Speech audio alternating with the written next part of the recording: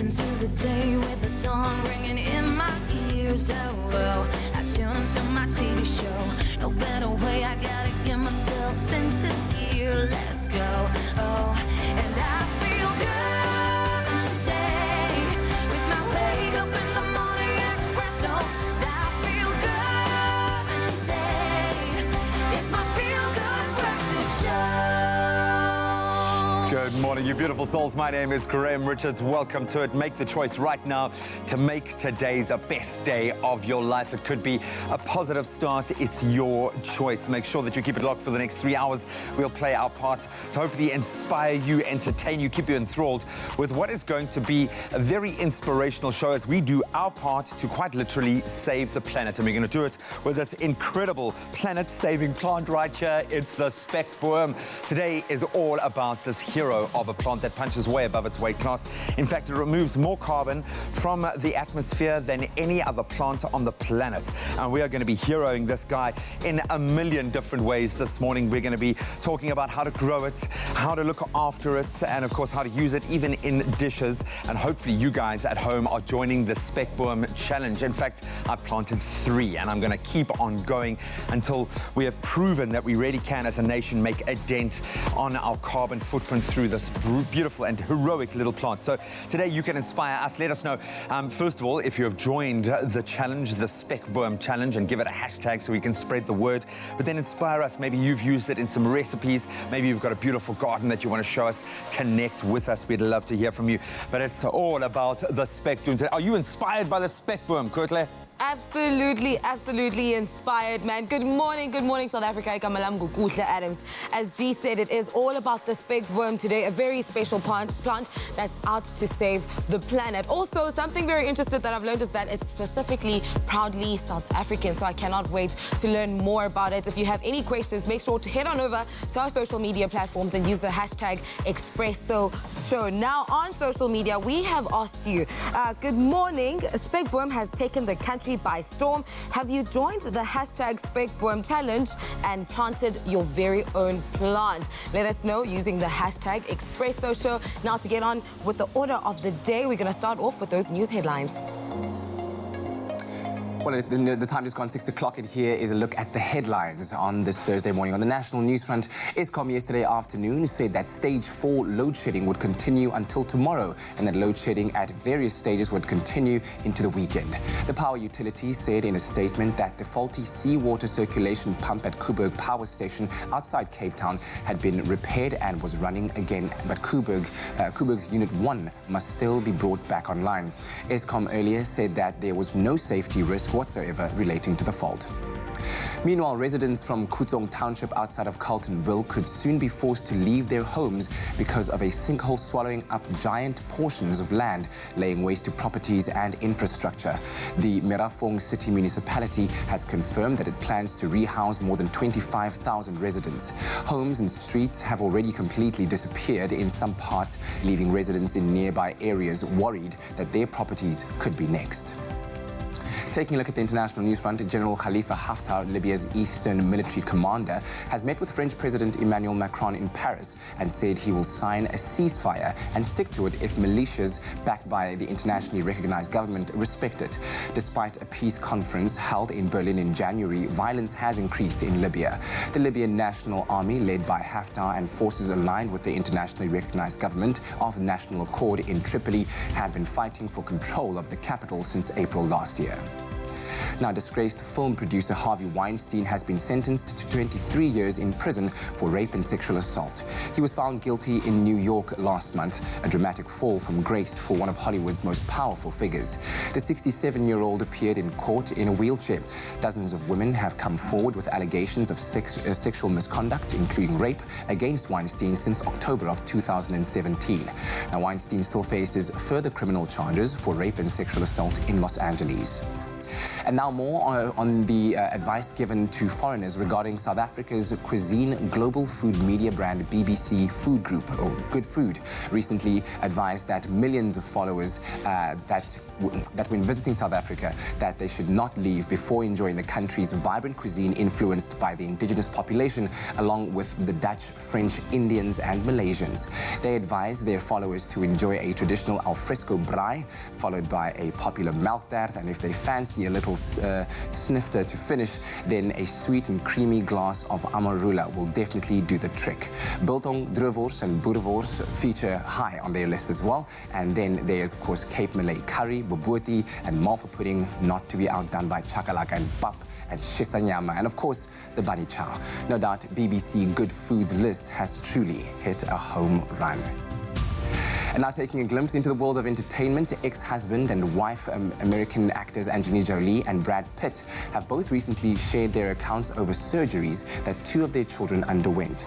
The children have been confirmed as her eldest daughter Zahara, 15, and her younger sibling Shiloh, 13. And Jolie has written about the experience in an essay for Time magazine. More on this a little bit later on in our full entertainment report. That's a look at the news headlines at the start of this brand new day. Right now, let's take a look at what's happening in the world of sport. Here's Graham.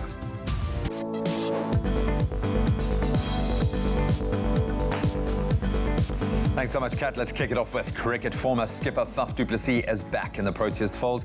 That as they ready themselves to take on India in a 3-match one-day international series. Du Plessis missed out on the 3-0 whitewash of Australia last week.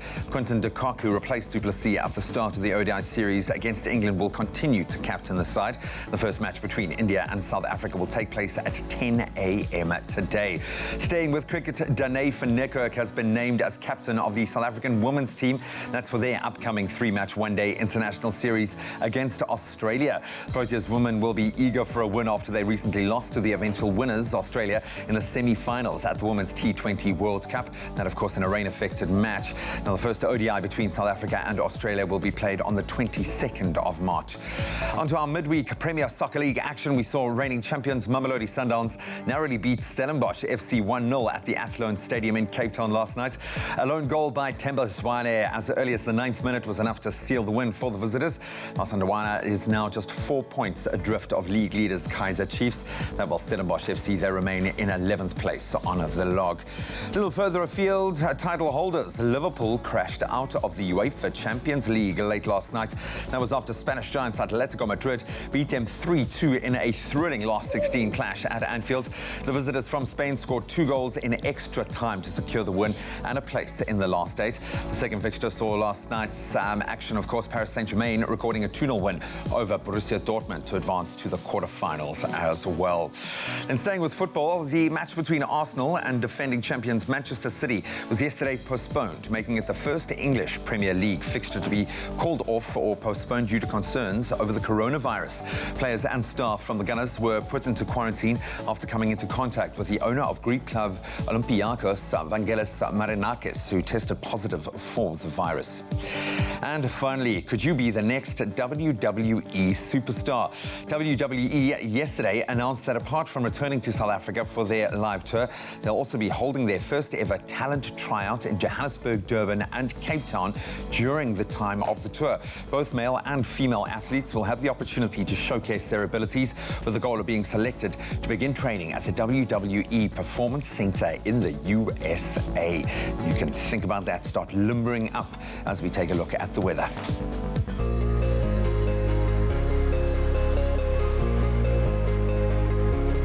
It's a beautiful Thursday morning. It's Klein Vrydag, and the best way to start any day is to know exactly what's happening with the weather outside. But first, we have asked you to send in your sunrise pictures. Verity Herbert sent us this gorgeous pink skyline from Riebeek West, where a partly sunny day can be expected with warm temperatures reaching a maximum of 30 degrees. Now, Tanya Mostad sent us this stunning one from Lambton Gardens in Johannesburg, where sunny conditions sunny to partly cloudy conditions rather can be expected, with a shower or thunderstorm in spots reaching a maximum of 26 degrees. We absolutely love seeing your sunrise pictures, so please make sure to keep them going, keep them flowing on our social media platforms using the hashtag Expresso Show. Now for the rest of the temperatures for the country, starting off in Polokwane, northeasterly wind of 18 kilometers an hour for Polokwane at a low of 17, reaching a high of 28. Thunder showers are to be expected in Bombela, and high humidity at a low of 20, reaching a high of 26. Pretoria, 17:30, and Johannesburg 15:26 are the temperatures for you today. Northerly wind of 24 kilometers an hour in Mahikeng at a minimum of 17, reaching a maximum of 32. Klerksdorp, your temperatures range from 17, peaking at 27. Kimberley 16:24 are your temperatures, and high humidity for Bloemfontein at a high of 22 and a low of 14. A partly cloudy day in Richards Bay with temperatures from 21 as the minimum, reaching a maximum of 30, and Pietermaritzburg 17:24 are the temperatures for this Thursday. South Africa's playground Durban 22 is the minimum and the maximum is 27. Down to the Eastern Cape, Mthatha with the low of 16, reaching a high of 25. Northeasterly wind of 24 kilometers an hour for East London at a low of 20 and a high of 24. Thunder showers expected for Cradock at 14 as the minimum, reaching a maximum of 28. Port Elizabeth, the friendly city, 19 is the minimum and the maximum temperature is 25. High humidity for George at 25 as the peak with the low of 18. Northwesterly wind of 15 kilometers an hour for Sutherland at a low of 12 degrees and a high of 26. A partly cloudy day in the mother city, Cape Town, with the minimum temperature of 15, reaching a maximum of 23. And heavy rainfall for Worcester, don't forget your umbrellas, at a low of 16, reaching a high of 30. Now the coolest start to the morning is Springbok with a low of 9 degrees and a high of 26. It's going to be a sunny day all around in Springbok though, and the highest temperature in the country goes to Uppington with a maximum temperature of 34 and a minimum of 18. Now remember, whichever part of the country you're in, whatever the weather may be, make sure to have yourselves a fantastic Thursday morning. And a fantastic Thursday morning it's going to be. Jamie Domburg reporting live for duty on this beautiful Thursday morning. Happy Klein Vrydag to everybody. It's a brand new day, a brand new season. And with that being said, we've entered a brand new season. And with a new season comes new transitional pieces that will take you from one event to the next one. Now, one of these pieces, which we've mentioned before, is the utility cargo pants that Woolworths has in store at the moment. Now, what's nice about this pants is that it's so versatile. It will let you take you from a breakfast run to a dinner party, to go seeing a man. Hello. But Taryn Oppel is here with me in the W Beauty room to help me choose between two options that I could wear with these pants. So welcome back, Mama. Thank you. My favorite person. I love these pants. We see them on the Utility Femme not too long ago, the capsule. Yes, that's How correct. can I elevate this pants and make sure that I can use these options to just give it a brand new look? Yeah, so this is obviously a slouchier, slinkier version of any utility sort of piece that you'd find. Normally utility pieces are quite structured. So there's two different options here that you can go for. Something a bit more relaxed. We've got a very basic vest, a beautiful longer length cardi. The colors work very well together. And then if you want to give it a little bit more edge, you can go for a bit of a biker jacket with an abstract sort of modern printed blouse, which both of them work really well. I think this is more of like a let's go out later type of look. Yeah. And this is more laid back, chilled. Exactly. I love it. I love the two options that you have paired with me today. But of course, it's not up to Taryn. We just gave you like the inspiration. Well, you at home know what to do. Head on over to the Expresso Facebook page and let us know what look you prefer by commenting on the poll post. I will reveal the winning look shortly. So stay tuned for more Fashion Thursday action from my friend, my stylist, my director, Taryn Oppel. But of course, if you do want to find any inspiration, you can shop this online, in store. Better yet, head on over to the app and get inspiration for this Thursday look.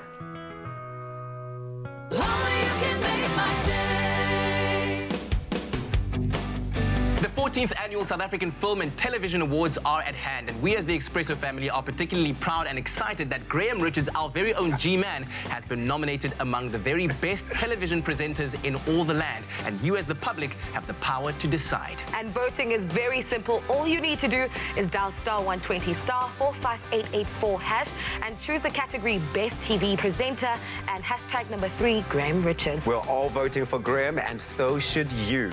Catch him weekdays on your Feel Good Breakfast Show from 6 to 9 a.m. only on SABC3, where the stage Is yours.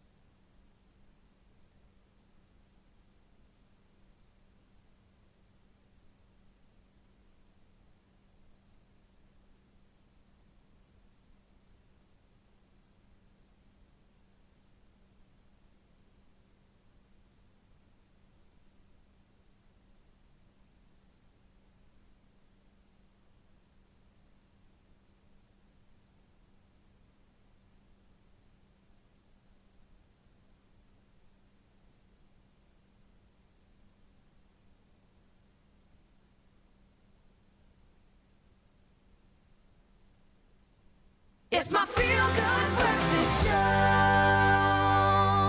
Age therapy. Welcome back to your Feel Good Breakfast Show.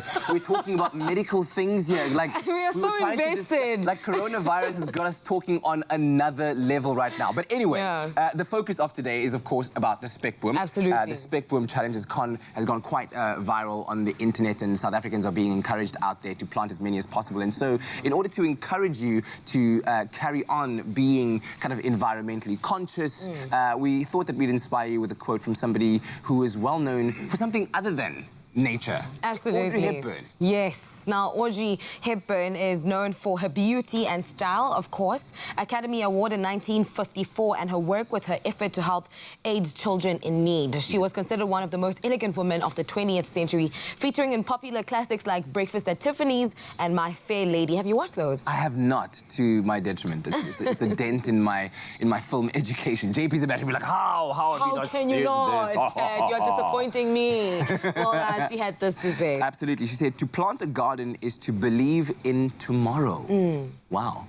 How wise like are those that. words way back then, before, I'm sure during those times, climate change became a huge topic. Absolutely. She said, you know, planting a garden is to believe in tomorrow. And here we are today having things like the Spec-boom challenge as a form of encouraging people out there to look after our planet, because it's the only one that we've got and we need to secure it for future generations. Truly, and we all need to play our part in doing that. Also, just speaking into sustainable development and everything that's happening with climate change, this is the perfect way we can partake in, you know, trying to change the current situation with our environment. Absolutely. All right, now let's find out more about the hero of the day, the Spec-boom. Yes, indeed, because we do believe in tomorrow. We are turning our attention to a favorite South African plant, maybe our most popular at the moment, the Spec-boom. This plant has lit up the internet for many reasons, including, of course, the current Spec-boom Challenge, an initiative that encourages South Africans to plant Spec-boom as a way to combat climate change, which is a great notion. And here to explore with us this beautiful plant and everything to do with it is Plantify's head gardener, Andreas Keller. Andreas, welcome back, buddy. Thank you so much. Thanks for bringing all of your little friends. Yes. Kat and I have already been snacking on the Spec-boom this morning. Interesting. I'd say it's an acquired taste, but it's not offensive. But I can understand how you can add in kind of flavor notes to things. So we'll explore some amazing ways that you can use this in recipes a little bit later. I love the look of it. It's a beautiful plant. The contrast between the green and the brown is, I mean, it really is catching to the eye. But maybe you can expand on this beautiful plant. Why do you think there is such a craze around it at the moment? Well, so probably two reasons. The first one is that Spec-boom has really excellent carbon-absorbing properties in the right conditions. And it's kind of caught the attention of South Africans and also a global audience for that reason. Probably the second reason is that South Africans are waking up to its, to our own flora and the amazing flora that we have. And because Spec-boom is edible and there's numerous applications for it in sauces and soups and gin botanicals, people are just really getting quite crazy about it. Gin botanicals, can't believe you dropped that bomb. Just went so Cape Town in that moment. No, we love it, and as I said, it is visually beautiful. I can imagine it, whether it's potted or in your garden, it adds a beautiful addition to your garden. What is the Spec-boom Challenge all about? So the Spec-boom Challenge is an initiative that encourages South Africans to plant 10 Spec-booms as a way of combating climate change. So it was started by a wine farm in the Western Cape that, brilliant. Yeah, that kind of pledged to plant 1 million Spec-booms by 2025 and encouraged other South Africans to do the same. And it's kind of become a viral campaign. There's a hashtag, Spec-boom Challenge, people challenging each other, accepting the challenge, passing it on. And even the city of Cape Town has pledged to plant 5,000 Spec-booms in April this year. I'd love to see like roof gardens throughout the city with these. I mean, I've got 3 so far, 2 absolutely massive guys that make beautiful kind of door ornaments, if you will. But they are really pretty to look at. And from my experience, pretty simple to plant. Are there any risks that we need to be aware of when we're planting, when we're rallying to the cause for the Spec-boom Challenge and planting our own? Oh, definitely. So the thing about Spec-boom is that planted in the wrong area, it can actually be an invasive species, so it can have a damaging effect on the environment. It can take over and actually kill other species in the area. So we definitely should not plant them in the wild. It really wants to save the planet. Exactly. It will go to any extent. Pretty much. So planting them in the wild is best left to ecosystem restoration experts. Okay. Yeah. But in your garden, it's safe. How do you look after them? Once you've planted them, what do they need? When you talk about kind of sunlight conditions, can you, for instance, have them potted inside your home? You can. They're a succulent, so they do like a lot of bright light, preferably some direct sunlight, maybe some morning light. We'd advise nothing too hot and searing in the home environment. Okay. Because they can scorch, the leaves can scorch, but a kind of bright windowsill with some morning light, absolutely perfect. Perfect way to add a little bit of green. And you've said they do absorb a huge amount of carbon from the atmosphere. Are they the most beneficial to the environment? So there's some debate about this point. In the ideal conditions, so in the native environment, which is Eastern Cape, KZN, Limpopo and Mpumalanga, the species is excellent at absorbing properties, but there are other plants that do very well as well. So it's not just the Spec-boom that should receive the attention, but it has become kind of an icon for a growing awareness of the environment. And there's nothing wrong with that. So today we're going to urge you guys at home to join the Spec-boom Challenge. There is no doubt about it. The Spec-boom is indeed a very unique and a truly special plant, and I love the fact that it's completely South African. A little later, Andreas is going to show us just how to plant a Spec-boom, an indoor plant, maybe an outdoor plant, and we've got a little surprise for you guys as well. He will be giving away a Spec-boom to one lucky viewer this morning, so stay tuned.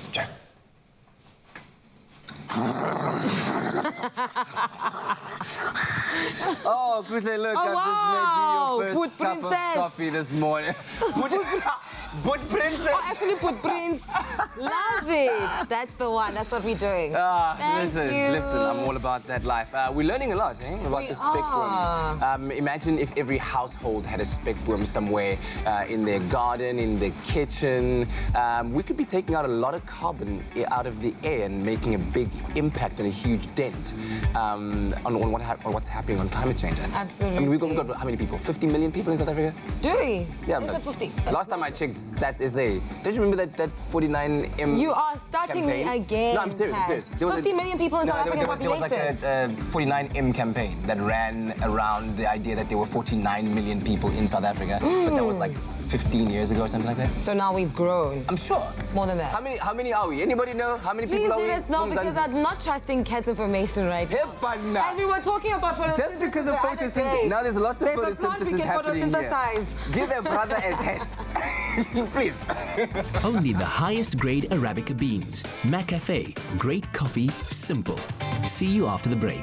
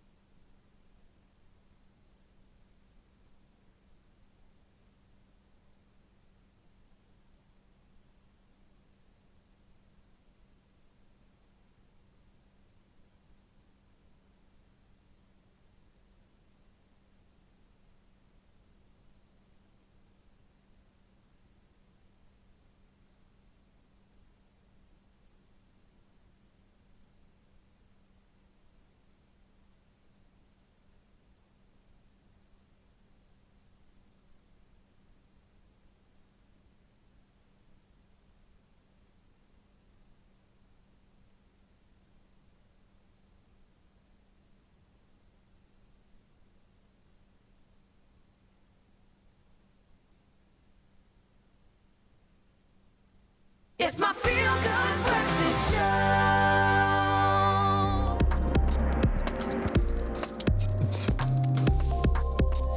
Welcome back to your Feel Good Breakfast Show. This is Expresso right here on SABC3. Now you know when you hear that sound, it's time for us to delve into the world of tech, and so much has been happening.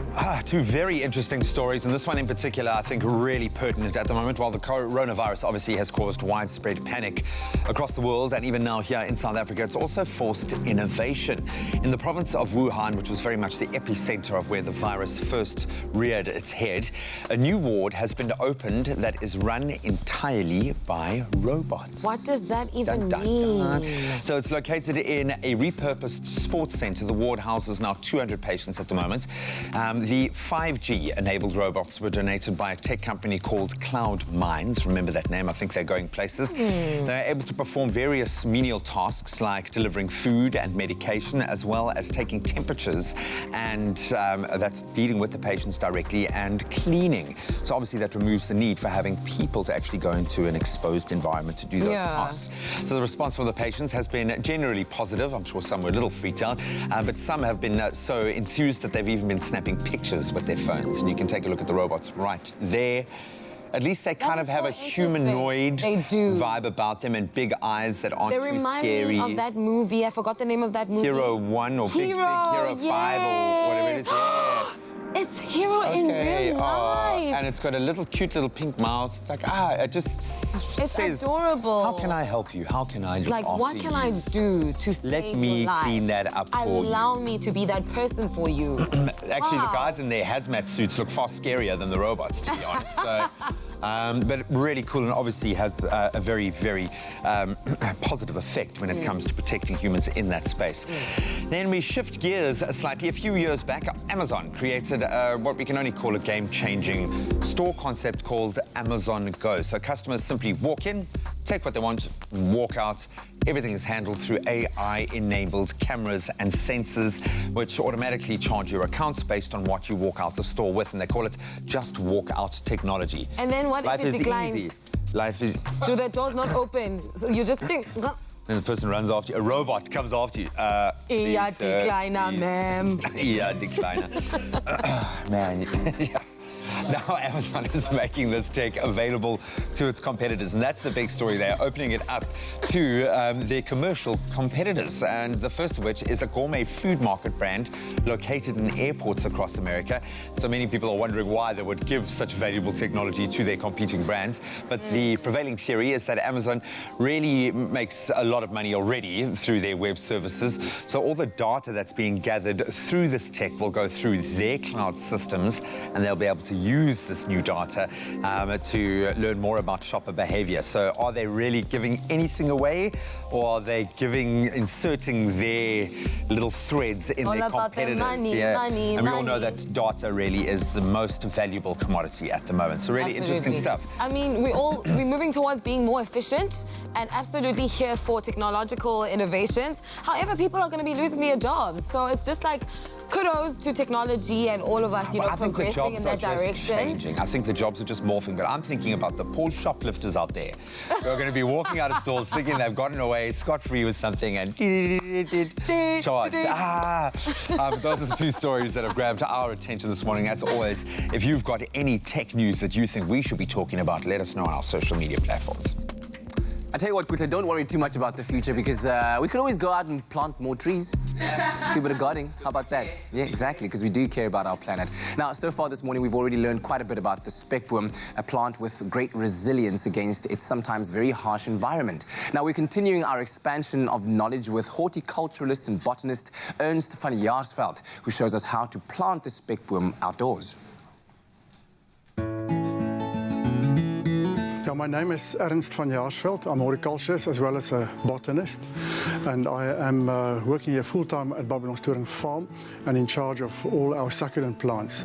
Spec-boom is today, it's so much in the news, and it's such great survivors, and I will just be showing you how easy this plant propagates, and also give you something about its background.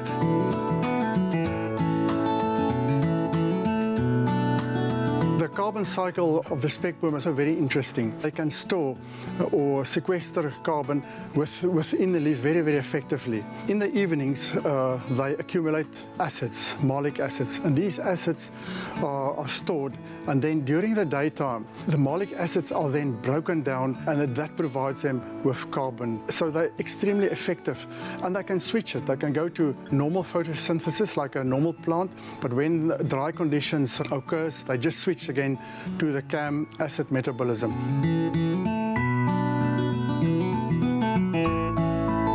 Those plants are literally shaped by suffering. So these spec-boom have got no armor. If you look at the other plants in the spec-boom veld, they've got thorns. They can defend themselves, or they've got chemicals.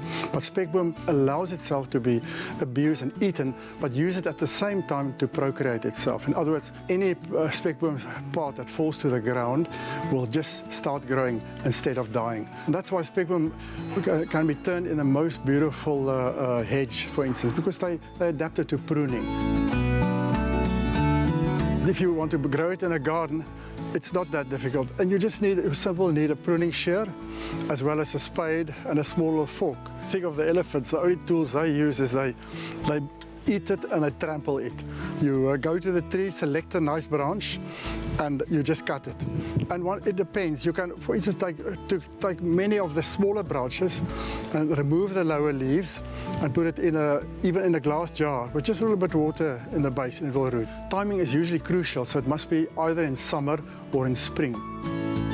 If it's a larger spec-boom branch, you can also plant a big branch. So you place it in a shady spot for a few days to heal, and then plant it. Then it's better, because if you plant it with a raw wound, often bacteria and other fungi can enter, and it can damage the plant or make the plant rot. And also the spec-boom cutting doesn't need to be straight up. If it's a big cutting, you can big branch, you can just put it on its side and even just put a rock on it, or just make a little furrow and put it in, as long as a part of the stem can be in the soil, and just keep it moist, and it will root very, very soon. And before you know, you'll have a beautiful spec-boom. They need the sun, but too much sun while they are busy forming roots is quite difficult for the plant. So you want to make it very easy for the plant purpose. But normally I would say best to grow your spec-boom in full sun. Spec-boom, there are 9 species, and half of them occur in South Africa. The spec-boom, as we know it, Portulacaria afra, the name, occurs from more or less Ladysmith in the Klein Karoo and goes up right to the Limpopo province in the north. In the south, the leaves are small, and as you go further north, they become bigger and bigger. And then when you go to the western part of South Africa, there you find the other types of spec-booms. And they're quite different to the spec-boom. They are not as easy to grow. Most of them are shrub-like, but it's our spec-boom, Portulacaria afra, which is so resilient and easy to grow. I would say that the spec-boom is a great plant because it's not only so effective in carbon sequestration, but so easy of cultivation and a great survivor. Wow. Very cool. It's so easy to plant. It's almost like you don't even have to plant it. You just leave it. Leave it there. Rock. Water. Well, we will get a demonstration of how you can plant a spec-boom, and a great way to do that. But we've been told, okay, Kat and I did a little tester that's gone onto our social media platforms, onto Instagram, but we're going to taste it now, and you're going to taste it. Yeah. Okay, yes. What does it taste like? What should I expect? How about we don't tell you, and then you go, and then you give it your own little spin. Yeah, give it a whole... Oh, no, just a... No, No, you know, you must just... Look, I do feel like quite devious ripping off one of the arms. Get it in there. Cool. Okay. Wow. You really like this. Hey? Wow. Okay. And describe what you are experiencing. To be very honest with you, it tastes like a plant. I asked Jamie... what it would taste like. She said it's like a cucumber, and someone else said it has like a lemony undertones. A cucumber's a plant. It is a plant. 100%, but I'm not tasting either of them. Were you expecting to taste unplant-like? What do you think? Like no, but marshmallow? Or... It doesn't taste like anything I've had before. Do you know what I mean? However, it's edible, it's delicious. I was expecting a bitter aftertaste. You'd go delicious? You'd go as far as saying delicious? I am going to say as far as delicious. How would you use it? What kind of dish would you use? Maybe in a salad. Hey, yeah. Delicious. So what, compare something else. What else is delicious in your life? Would you say like spaghetti is delicious? With no sauce. Is that on the same level of delicious? Spaghetti with no sauce. Who says second-hand is second best? At Cash Converters, you can buy top brands at bargain prices and sell your goods for instant cash.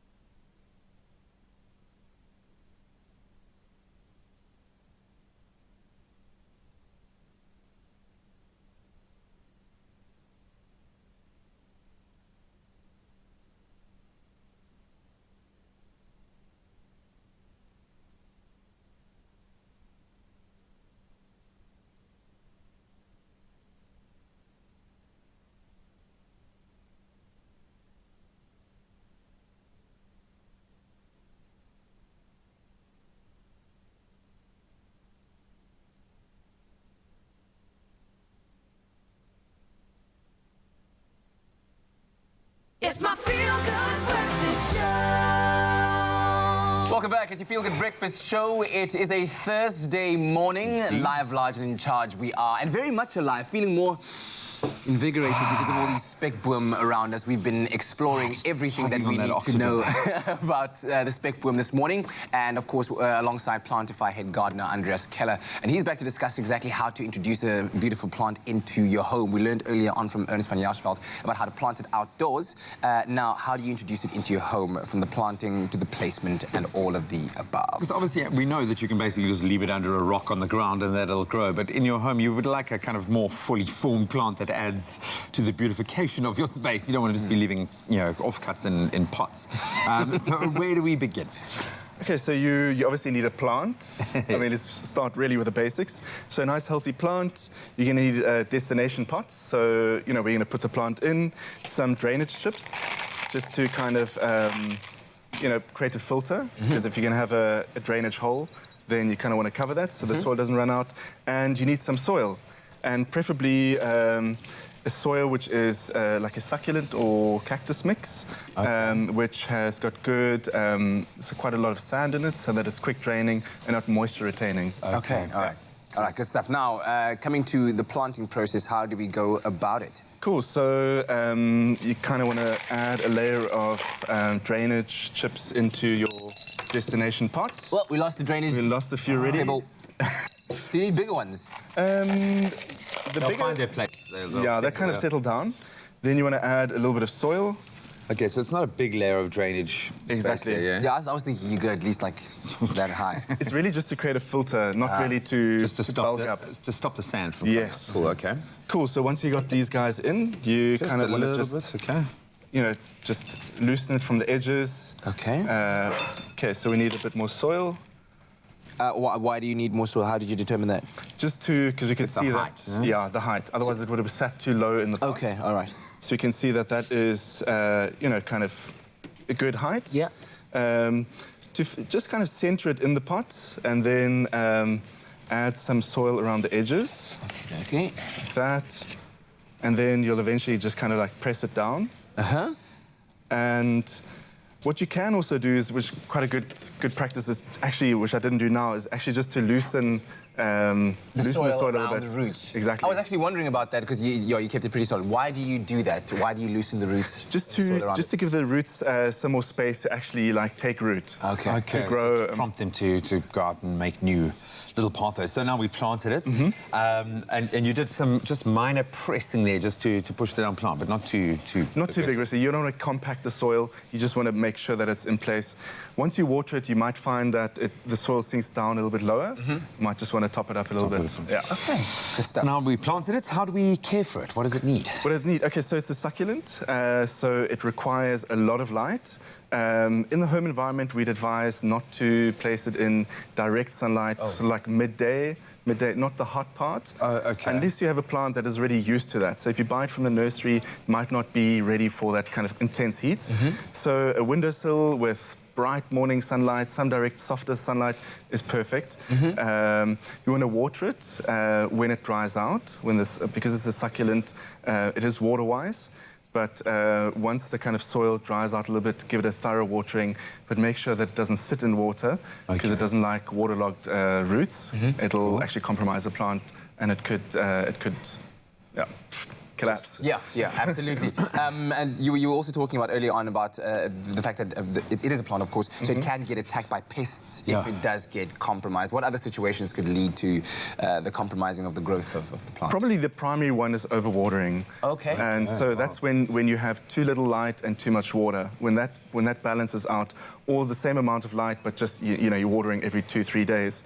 So really, probably on average, once a week, once every 10 days, even once every 2 weeks should be enough. But if the plant is compromised, so if the roots do rot, the plant won't like it, and pests will attack it. Okay, Yeah. all right. Yeah, so big question now. Yeah. Do you need to trim it? How do you do that? I mean, we've been gleefully snapping off branches to taste them all morning. Yeah.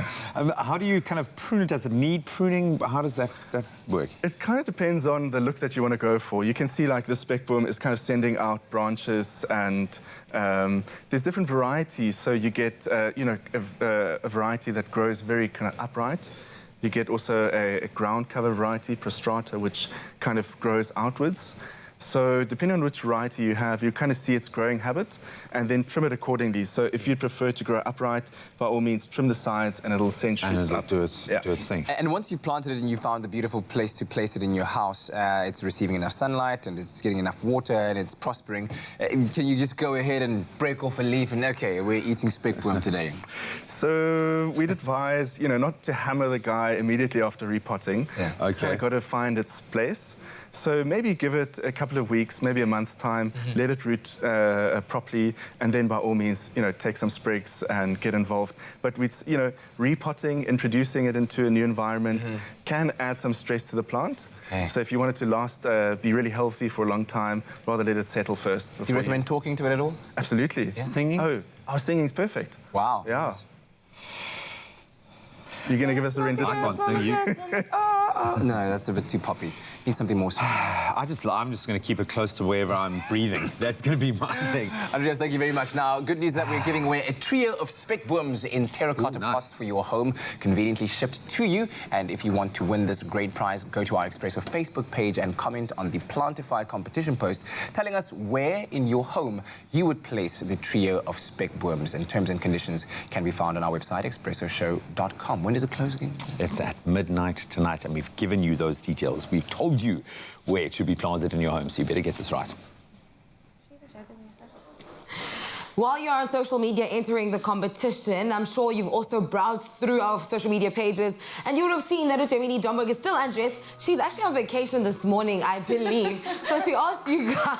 The dragon Love you. She asked you guys to help her pick an outfit to pair with these utility pants, and you came through with all the comments. Absolutely. Just to go roughly through it, it was the white vest. The white vest, basic white vest, the longer length cardi, and then the other option was the more edgier sort of biker jacket with the modern abstract print. Which I was, of course, feeling as well. But let's see what everyone at home had to say. One of them being Lemmy, saying leather. Okay, we see you.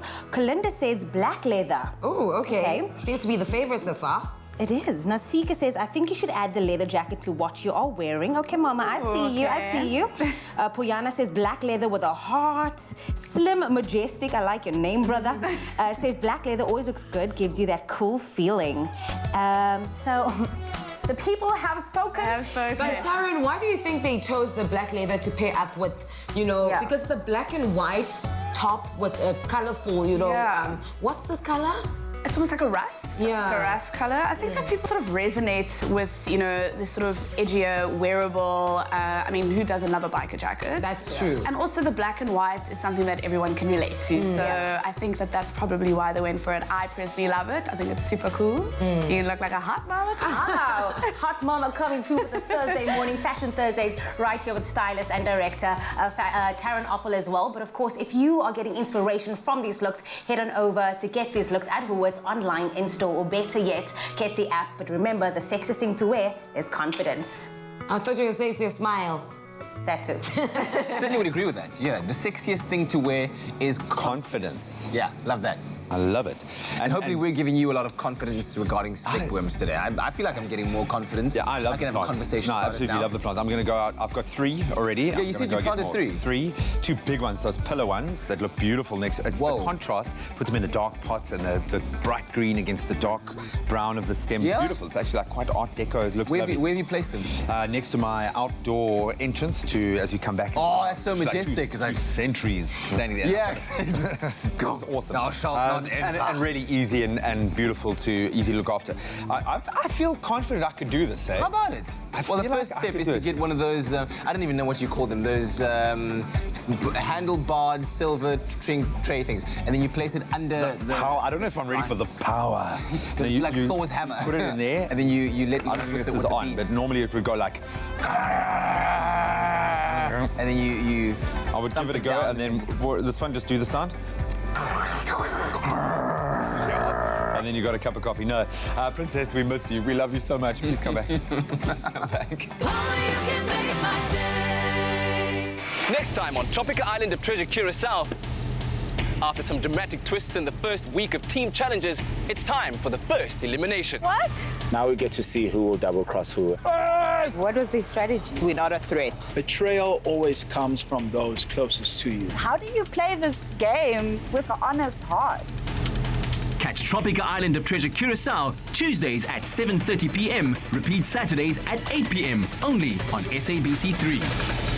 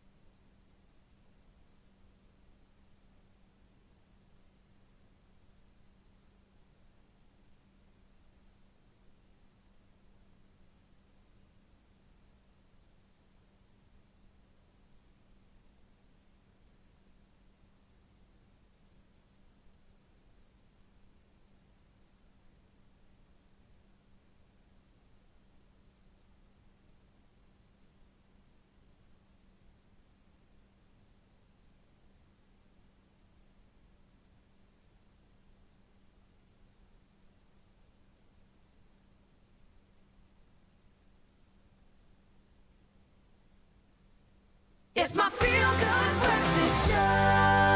Happy birthday, a very happy birthday to you. Oh yes, listen to the tune. Welcome back to it. It is your feel-good breakfast show. It's Expresso live and direct on SABC3. So good to have you here joining us on this beautiful Thursday morning. Time for us to celebrate your birthdays. Good morning. Good morning. Now, if you're celebrating your birthday today, you are celebrating it with someone very special, a South African rapper and producer and founder of the music Feel Good. Remember those Feel Good series on YouTube? Oh, yes. Where it's like uncovered. I feel like I know who you're talking about, but tell us more. Let me tell you more. He's also a father to the cutest baby boy, Usiba. He produced and wrote rapper aka single titled Congratulate, which was a hit in various African countries. He also had hit singles of his own. One of our favorite was Showed Him. Who's the man? Oh, JR. Is it JR? JR. Happy birthday, JR. He turns 33 today, hey? Wow. Only 33. Wow, that is amazing. Happy birthday, JR. That's a bit of a soccer age, that feels like. I love JR. He knows I love him. Why are you dragging our king like that? But of course, he's a mentor. He's a talented man all round and a superstar in the country. And of course, we wish you well on your birthday. Happy birthday, man. Happy birthday. JR. And then we've got other amazing birthdays, right? Like Isabella, the real superstars. Isabella turns 1 today. Happy birthday. May your day be as bright as your smile and as lovely as you are. May you continue to add joy and love to our lives. Love, Dad, Mummy, and Ziva. Happy birthday, Isabella. And then one to Shimani and Malebu. Happy birthday to my munchies, my most beautiful berries, my adorable twins. We love twins on the show. Deirdrix and Elizabeth. More life to you, darlings. I love you. This is from your mum, Bella Morobani. Happy birthday to you guys. This one goes to Nadine. Nadine is turning 19 today. Happy birthday to you, my baby sister. Stay the loving person that you have been. I love you from Kevin, Lachey, Wayne, and Caleb. And this one goes to Mia. Happy 4th birthday to my princess Mia David. Your mommy loves you dearly from Tyler, Tyrese, and your mommy. How's this one? A really, really cute one as well. It's for Niza Mudin. Happy 9th birthday to my son. May Allah grant you all your heart's desires.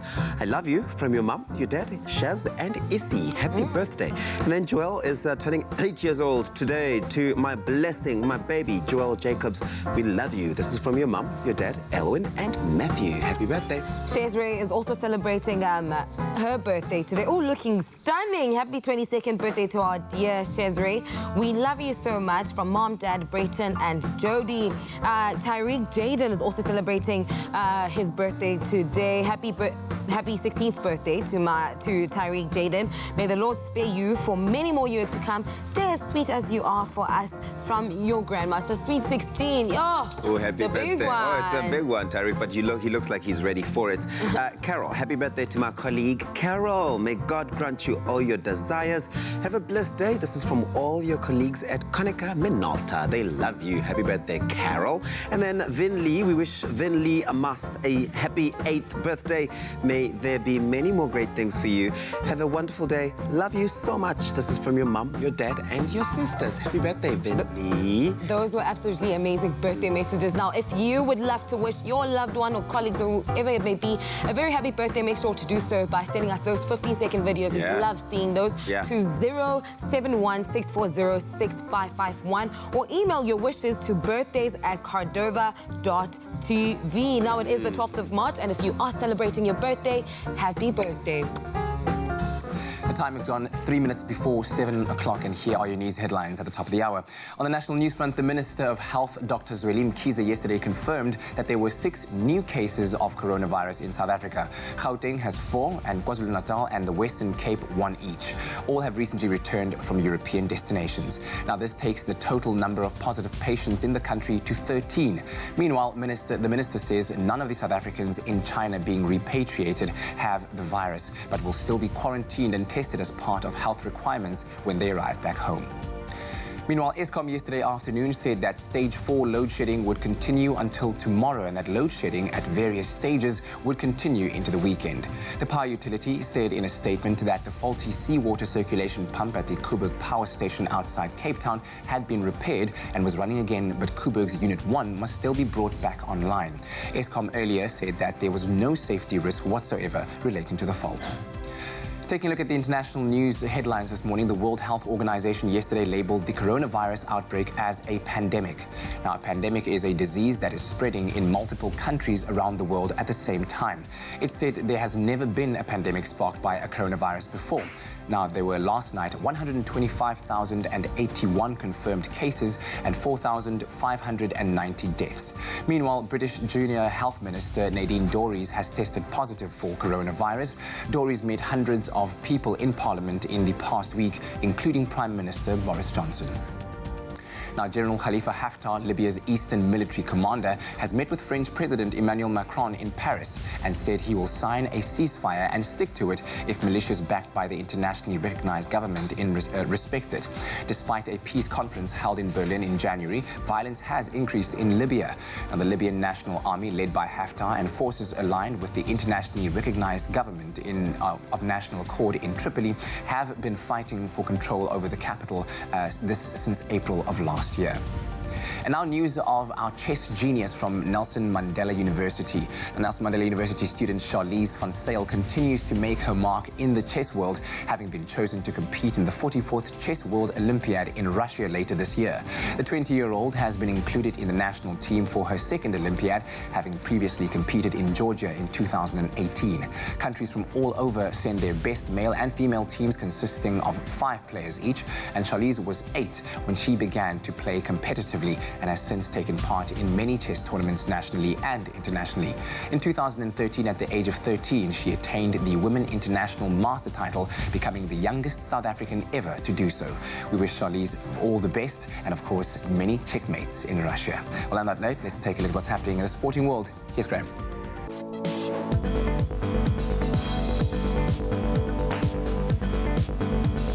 Thanks so much, Kat. Let's kick it off with a busy week for our national cricket teams. On the men's front, former skipper Faf du Plessis is back in the Proteas fold as they get ready to take on India in the three-match one-day international series. Du Plessis missed out on the 3-0 whitewash of Australia last week. Quinton de Kock, who replaced du Plessis at the start of the ODI series against England, will continue to captain the side. That first encounter between India and South Africa takes place at 10 a.m. today. Then on the women's front, Danae van Niekerk has been named captain of the South African women's team for the upcoming three-match one-day international series against Australia. The Proteas women will be eager for a win after they recently lost to the eventual winners Australia in the semi-finals of the Women's T20 World Cup. That first ODI between South Africa and Australia will be played on the 22nd of March. On to football. Midweek Premier Soccer League action saw reigning champions Mamelodi Sundowns narrowly beat out Stellenbosch FC 1-0. That was at the Athlone Stadium in Cape Town last night. A lone goal by Themba Zwane as early as the 9th minute was enough to seal the win for the visitors. So Masandwana is now just 4 points adrift of log leaders Kaizer Chiefs. Stellenbosch, they remain at 11th place on the standings. Then a little further afield, title holders Liverpool crashed out of the UEFA Champions League late last night. That was after Spanish giants Atletico Madrid beat them 3-2 in a thrilling last 16 clash at Anfield. The visitors from Spain scored 2 goals in extra time to secure the win and a place in the last 8. The second fixture saw Paris Saint-Germain record a 2-0 win over Borussia Dortmund to advance to the quarterfinals as well. In staying with footballing news, the match between Arsenal and defending champions Manchester City was postponed yesterday, making it the first English Premier League fixture to be called off due to concerns over the coronavirus. Players and staff from the Gunners were put into quarantine. That was after coming into contact with the owner of Greek club Olympiakos, Evangelos Marinakis, who tested positive for the virus. And finally, big question, could you be the next WWE superstar? WWE yesterday announced that apart from returning to South Africa, that's for their live tour, they will also be holding their first ever talent tryouts in Johannesburg, Durban and Cape Town during the time of the tour. Both male and female athletes will have the opportunity to showcase their abilities with the goal of being selected to begin training at the WWE Performance Center in the USA. You can start limbering up as we take a look at the roads.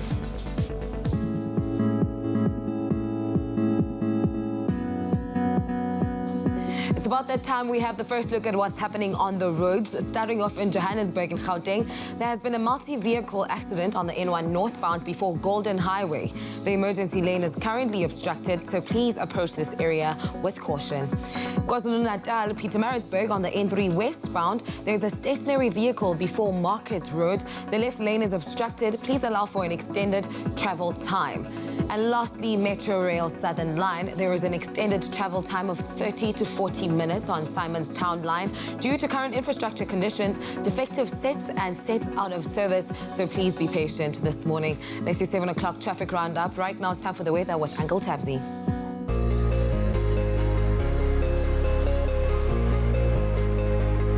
Thank you very much, Kusha. We take a look at that 7 o'clock update on the weather. But first, we take a look at your beautiful sunrise pictures that we've asked you to send through. And Wendy Canterbury sent us this beautiful sunrise from Muizenberg this morning, where you can expect cloudy conditions with temperatures not as warm as the day before and a hazy sun today reaching a maximum of 20 degrees. But it's a beautiful picture. Thank you so much for that. Larry Lowe sent us this dazzling skyline from Pretoria, where partly to sunny conditions can be expected with a thunder shower in spots, and you can expect that it will reach a maximum of 30 degrees. Those are such beautiful pictures, and you can send yours through to us on our Facebook page. Remember to use that hashtag Expresso Show. And now we take a look at the temperatures across the country. Polokwane, you can expect a northeasterly wind. It's going at 18 km per hour. Your temperatures are 17 and 28. If you're out in Bombela, thunder showers are expected today. 20 your minimum, reaching a maximum of 26. With Pretoria, some sun and thunder showers, 17 reaching a high of 30. Johannesburg, Johannesburg, expect some thunder showers over there as well. 15 your minimum today, reaching a maximum of 26 degrees.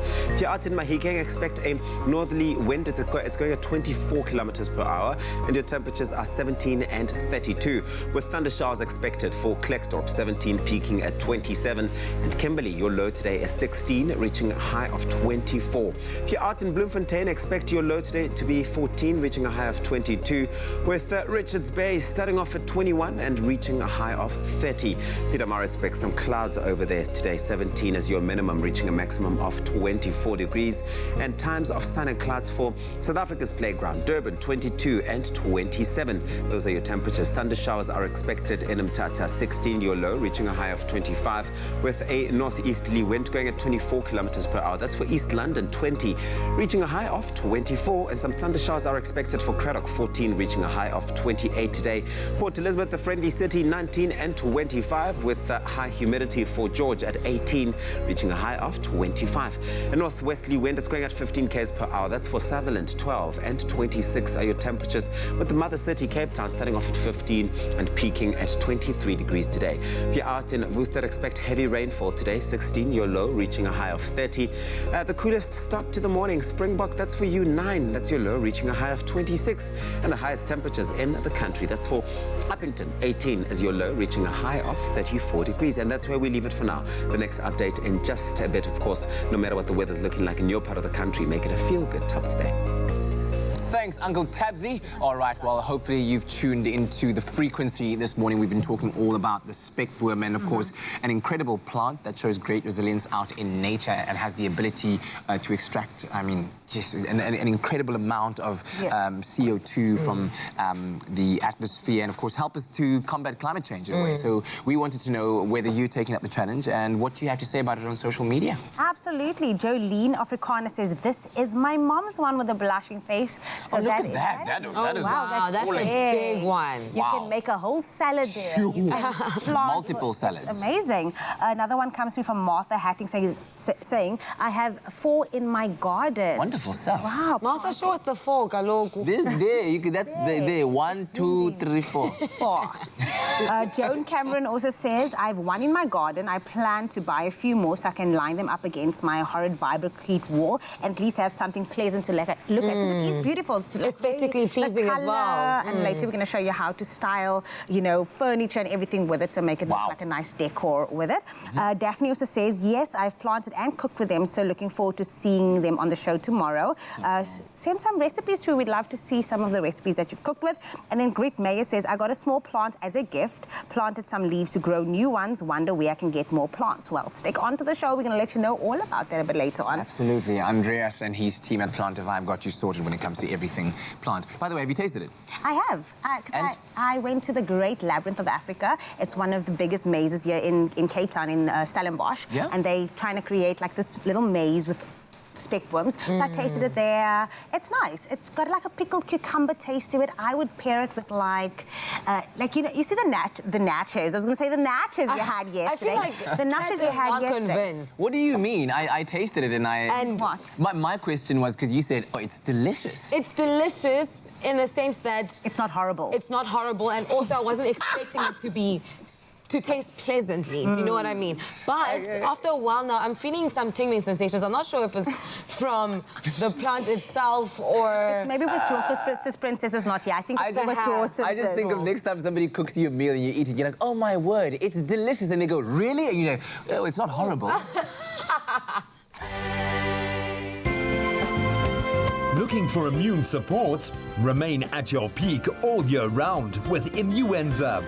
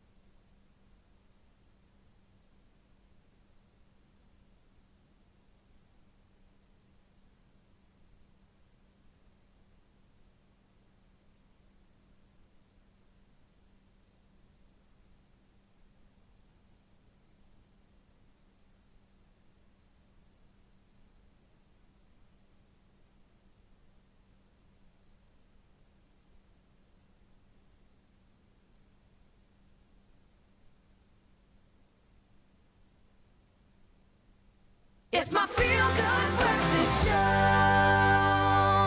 Welcome back. This is your Feel Good Breakfast Show. It's a Thursday morning. Thanks for joining us. We're live, large and in charge right here in your home. And Petulacaria afra is what we're talking about, also known as the Spec-boom, the superpower plant that we've been learning about all morning long, and we continue to learn about it in the sense that it has not just got benefits for the environment, but health benefits for humans too. And we're going to find out more about that from botanist, archaeologist, and environmental consultant, and Alzan Singles, who joins us to have a chat about Spec-boom. But the first question I wanted to ask, because I heard you saying Spec-boom, Alzan. So is it Spec-boom or Spec-boom?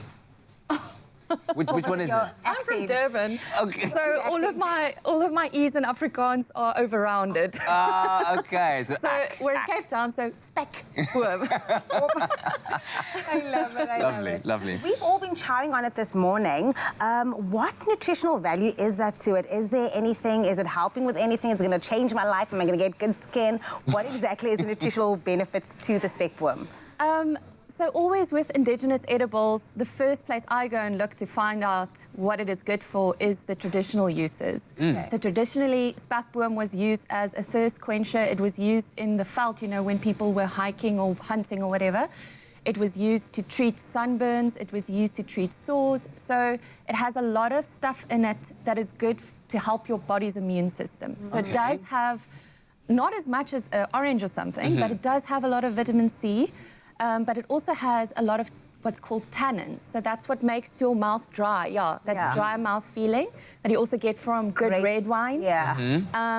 And that actually helps your immune system and can even help in the long term to prevent cancer. Oh, wow. So everybody should have, that's why they say red wine and chocolates can help in the long term with to prevent cancer, if you have it in moderation, obviously. Of course. So that's the same with any indigenous plant that has a lot of tannins, is that they will help a lot with maintaining your immune system. And anything to help our immune systems right now. Exactly. We all need it very much. So, wait, what about children? Is it safe for children to eat? Absolutely. So I've seen in my research that children have such an affinity for plants that have a lot of tannins in them. Wow. And they love putting it in their mouth and on their lips. It does make you feel, it's a sensation thing as well, I think, like that dry mouth feeling. It is pleasant if you get used to it. A good addition to a breakfast smoothie, perhaps. And you love your smoothie. I do. So maybe green smoothies, the more the merrier. Is this, because I don't know, maybe I've been like misinformed or something. Is there a limit to eating like Spec-boom? Can you only have like 4 leaves per day, or can you eat it as much as you want to? Recommended diet, daily intake. Well, your knowledge. To my knowledge, there's nothing in it there's no like alkaloids or anything in it that's overtly poisonous. But I mean, I eat huge salads of it, including all kinds of other indigenous edibles. So I think it's completely fine. And as far as vitamin C goes in it, you can't really very easily overdose on vitamin C. Your kidneys and your liver just process it and you basically excrete it. Yeah. So it's definitely not like a 4-leaf limit, definitely all right, not. you'll be all right. Are there any other traditional uses for it from a medicinal point of view, other than, you know, obviously aiding in alleviating dehydration and thus exhaustion as a part of that as well? But could you, for instance, grind it up and use the paint as the paste rather, as an ointment over something? Are there any other kinds? It was really used topically. Yes. So when people were in the veld, as they obviously often were, they would, if they had a sore or some, especially mouth sores or any kind of cracked lips. So it was, because it's so cooling and succulent, so it's full of water. And in the Eastern Cape habitat, a lot of the places where it grows, it's really dry. So I think that's what's part of it, is that it had like a real cooling effect. When I heard of it first, I thought almost it was like the aloe plant, just because you can use it for like on sores and things. But I see you've also brought along other plants. Does this add the same value to the Spec-boom, or is it totally different?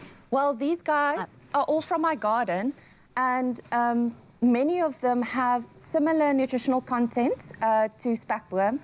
Dune spinach, for example, has the same iron and calcium content, or similar to spinach you would buy in the shop. So we all know how good spinach is for you. the num berries as well. They're really, really high in vitamin C as well. Num berries? Yes. Why are they called num berries? Because they're so num. Really? may I taste one of those? Will I Yes, we can definitely have some of them. Wow. Let's feel... picked these yesterday, so we need to feel which one is softest. Okay. Okay, so you got to go for the soft ones. So traditionally, it's just... Just gooi. Yeah, gooi. Just like, chow. You are living life on the edge today, my friend. Hey, when in South Africa. Oh! What? This is okay, you can have the other side. Okay. So the great thing about nums is that they are also available in most nurseries. Yeah, vitamin C. It's a very I've never heard of a num berry before. I love it. It's on live on air. That's amazing. I need to come to your garden and see what Yes, you've you got growing should. there. It's But I can incredible. actually taste the tannins that's making my mouth dry. So lots of plants you buy in the shop, that stuff has been bred out. We don't want that bitterness and that wildness. So wild stuff is a very good place to go to get those supplements that you need in your diet. That's why I eat lots of it. Wow, Elzaan, thank you very, very much. Getting all of the knowledge from Elzaan Singleton. You can follow her on social media as well if you have any questions to ask of her expertise as we continue to learn about the Spec-boom and many other plants that have great benefits for us as humans.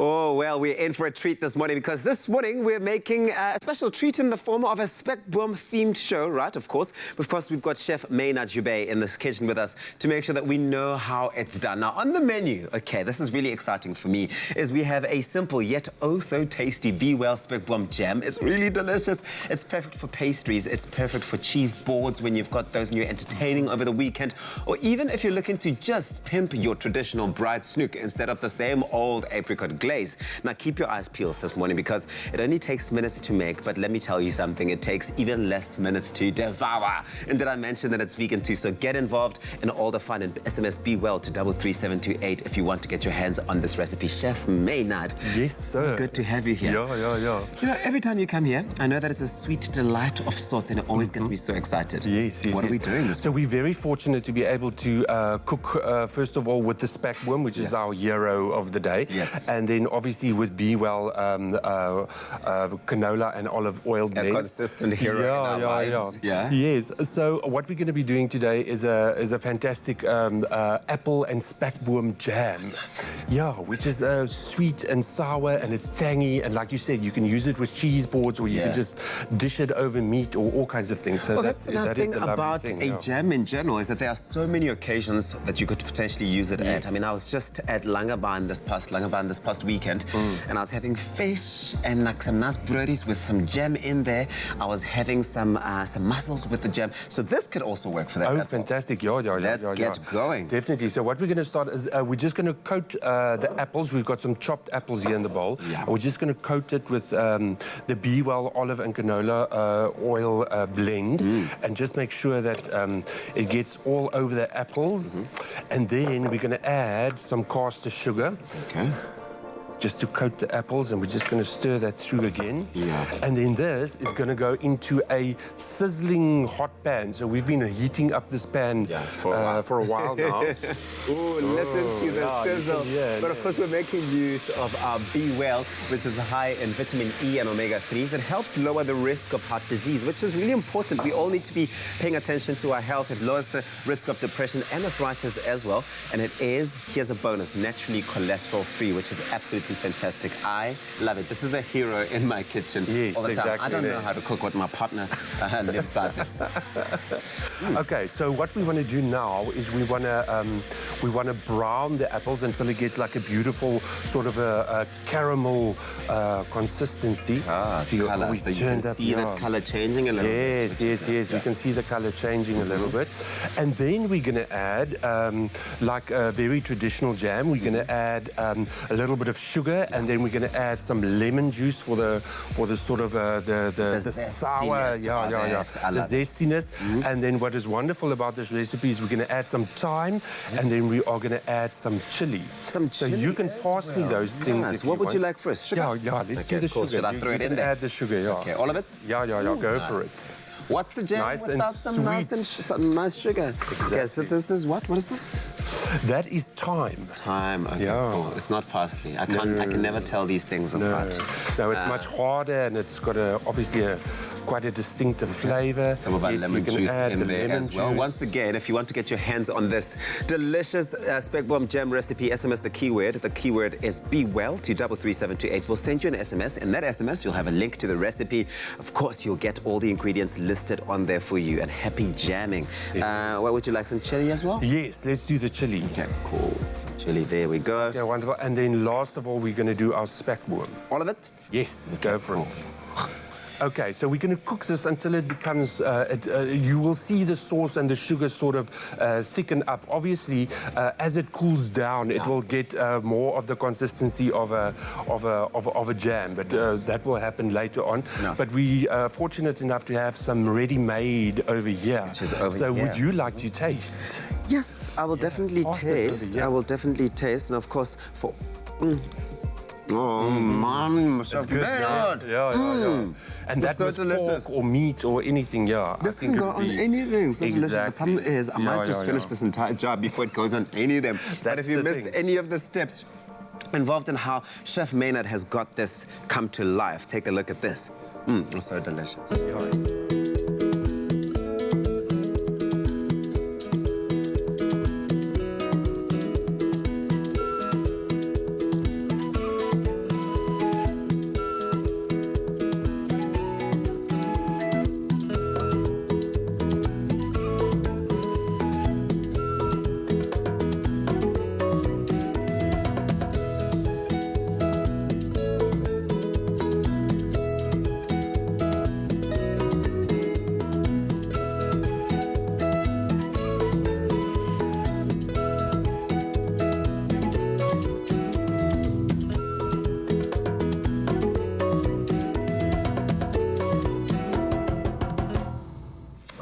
How's that? As simple as that. Be well to 33728. Chef Maynard, you have outdone yourself. This is really so delicious. It is delicious, It is so delicious. Graham, I'm seeing you there. Good, you guys are standing by to salivate. You're salivating. I mean, already. Look, in its natural state and form, Spec-boom is, I mean, it's not remarkable in its taste. Do you grab a little spoon? I'll give you the first But you've got to taste. taste that. So what else is in the jam? There's sugar in there, there's thyme, there's a little bit of chili, there's lemon juice. Chili. Obviously the Spec-boom, which is the hero, and try and then get a whole the lot of apple, Spec-boom, which sort of plays the supporting role over there. It comes together so nicely. But listen, a huge thank you, of course, to Chef Maynard for bringing more meat-free magic to our TV screens this morning, and of course teaching us more about the sensational Spec-boom plant. Now, to get this recipe sent directly to your phone, I will remind you once again, SMS that keyword be well to 33728. Make a batch today and see how long it lasts. Our guess is minutes. Like this. Oh man, put it on some cheese. Yeah, that will work brilliant. You're just getting stuck in there. It's not breakfast. Yeah, you're going for it. It's like apricot. For some reason, I do get like an apricot. It's got, But it's got a nice, unique, and interesting twist. We'll see and it needs that Hey, babe, check this. Fascinating. You know, I don't mean to brag or anything, but Don't ruin the moment. Prevent allergies or cold and flu with fast-acting powder nasal spray from the Nexa range. Brought to you by Pharma Dynamics.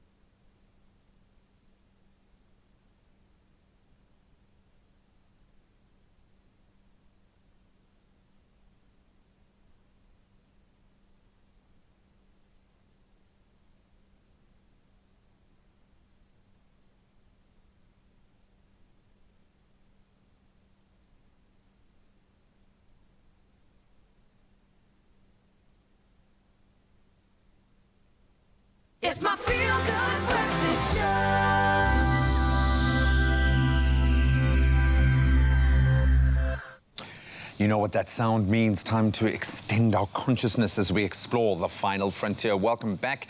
So debates on how the moon formed have been going on for, well, as long as humans have had debates and looked up into the sky. The most widely accepted theory, though, at this point is the Great Impact hypothesis, which claims that the moon was formed after another massive collision happened between the Earth and another celestial body. Well, research released this week by the University of New Mexico is posting new questions. And we're joined by Dr. Daniel Kahneman to explain, to answer those questions, or ask more questions. Yeah, I think we'll ask. Because science is about asking more questions. We know this. All right, so let's start first by expanding a little bit on that explanation that Graham gave about the Great Impact hypothesis. Yeah, so this is a great impact. So we talked about asteroids and stuff in the past, but this is proper. So basically, when the Earth was first forming, the theory is that something the size of Mars, so you know, a third of the size of the Earth, hit the Earth. Wow. And it would have hit it at a sort of glancing angle, as you can see in the image there, and that caused like the Earth would have melted, and it would have formed this blob, which would have orbited around the Earth, which then formed into the moon as it cooled. So it's a great illustration there. Super violent event, and basically you're left with two bodies, the moon and the Earth, which cool. Wow. Good thing we went around back then. So does that mean that the moon is made up of the Earth, bits of the Earth, or bits of both? So that's exactly the theory, and what this research has been talking about. So this has been the theory, the impact theory. It's kind of the prevailing theory as to how the moon should have formed. Yeah. But the problem was that we've got lunar rocks. The Apollo missions brought back lunar rocks for us, and we've got Earth rocks. And you can look at these things like oxygen isotopes, so different types of oxygen in the rocks, and you can work out whether the rocks on the moon are similar to the rocks on the Earth. Wow. And in the past, all we found is that the rocks on the moon are almost identical to the rocks on the Earth. Wow. Until now. Until now. So this new research that's now been revealed by University of New Mexico, what is it saying? So in terms of this great impact theory, there should be some rock from this other planet which hit in the moon, right? So there should be a mixture of the other planet they call Theia, of Theia and Earth in the moon. We haven't seen that before, but then for the first time now they have seen that. So by using lunar rocks from drilled samples that the Apollo missions did, so deeper down in the moon's crust, that those rocks do seem to have a mixture of rocks that we don't see on Earth and some other rock. So it's basically given a lot of credence to this theory that maybe it is actually the correct theory. So Theia sacrificed its life to form the moon. Maybe you can expand on how, studying those oxygen isotopes, how they were able to get to this, and why we've only gotten to this point now, because surely there's been a lot of scientific might focused on this question for a long time. Yeah, so we have a very limited number of lunar samples. So the number of rocks that have come from the moon back here, it's obviously very expensive, and the Apollo missions only happened in the 70s, so they brought home like various rocks, and then those have been kind of locked up. Yeah. Like there hasn't been a lot of study on them, so that's definitely one of the problems. But then looking at these oxygen isotopes, obviously the better our technology gets, the better we can look at these things, and the sort of smaller samples you can do and try and weed out these different elements. So what does this mean in the greater context for astronomy and our understanding of the moon? Well, I mean, we always want to just know these things for a start. We want to know where the moon came from, why we have such a big moon compared to other planets. And again, these days we found so many planets around other stars. And the moon plays a very, very big part in our life. Like, it affects how life formed, it affects how life lives now. So tides, everything. Yeah, I mean, is it a necessary thing for life? Is it something which helps life? So when we're finding all these other planets, if they have moons, what does that mean? And how do these moons form? And how often do we have some moons such as our moon? Like, is it a very rare occurrence? As we said, more questions and even more questions. Dr. Daniel Kahneman, thank you very much for joining us to discover what's been happening in the world of astronomy out there. News in from the University of New Mexico that, hey, maybe there's a bit of moon in us and a bit of Earth in the moon. Thank you, Theia. Thank you, Theia.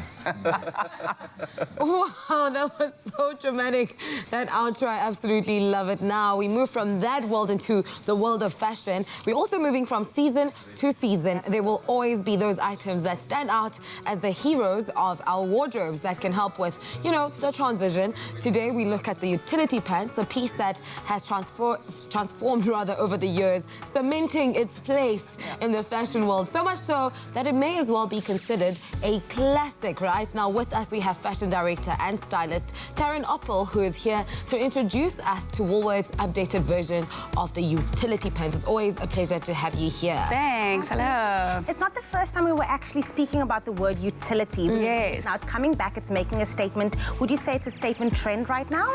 I think it really is. I mean, over the years, season in and season out, we've seen various utility pieces in leather and suede, and also fresh and unusual colors like orange and aqua. I mean, the fact remains is that utility pieces are classics in our wardrobes. Yes.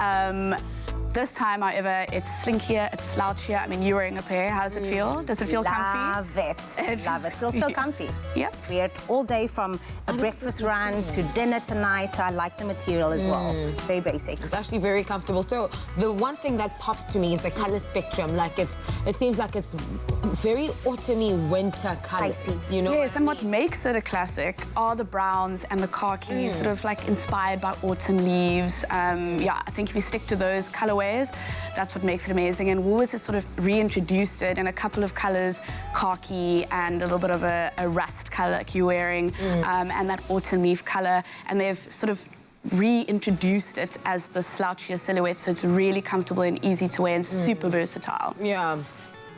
Something I like about this fabric as well, and we didn't really mention, we're saying autumn, but it's also good for both seasons. Like summer, you can transition it into winter because of the light fabric, so it will work with both, right? Exactly. So if I just pick up this one over here, you can see how easily it moves, super slouchy. For days that aren't too cold, sort of those autumn, you know, trickling into the new season. Pairing it with this season's utility shirt is an option. Super lightweight, very easy to wear. The other option is also just with the basic long sleeve tucked in. Tucked in, absolutely. And also the drawstring helps like keeping it on the waist. It's really great. And then, you know, when the temperatures drop, you can just throw on. I am obsessed, right? With that coat. Want that. It's so. With these pants, I feel. Can we just? It's amazing. Oh my goodness. Feels like girlfriend material. I love it. No, it's sexy. This new sort of suede fabric. It's lightweight, super easy to wear. And then obviously when temperatures drop even further in colder days, you can then throw on a heavier coat in wool, which is also really beautiful. And then just looking at footwear, I'm really into the season's hiking boot. It's such a great piece to wear with the pants. And because of its lightweight fabric, a longer length boot, it's easy to tuck it in. So you're not going to struggle, you know, getting those, you know, thicker cargo sort of utility pants tucked into your boot, which is great. You know what? This line is making me excited for winter. Already I'm a winter baby. I absolutely love cold weather and styling it up because of the different layers that you can dress up. And I see you have a stunning, stunning model on standby. Yes. She's also in the utility fit right now. So she's, you know, wearing those autumn colors that I was speaking about. She's also wearing the hiking boots with her pants that's sort of complementing the color.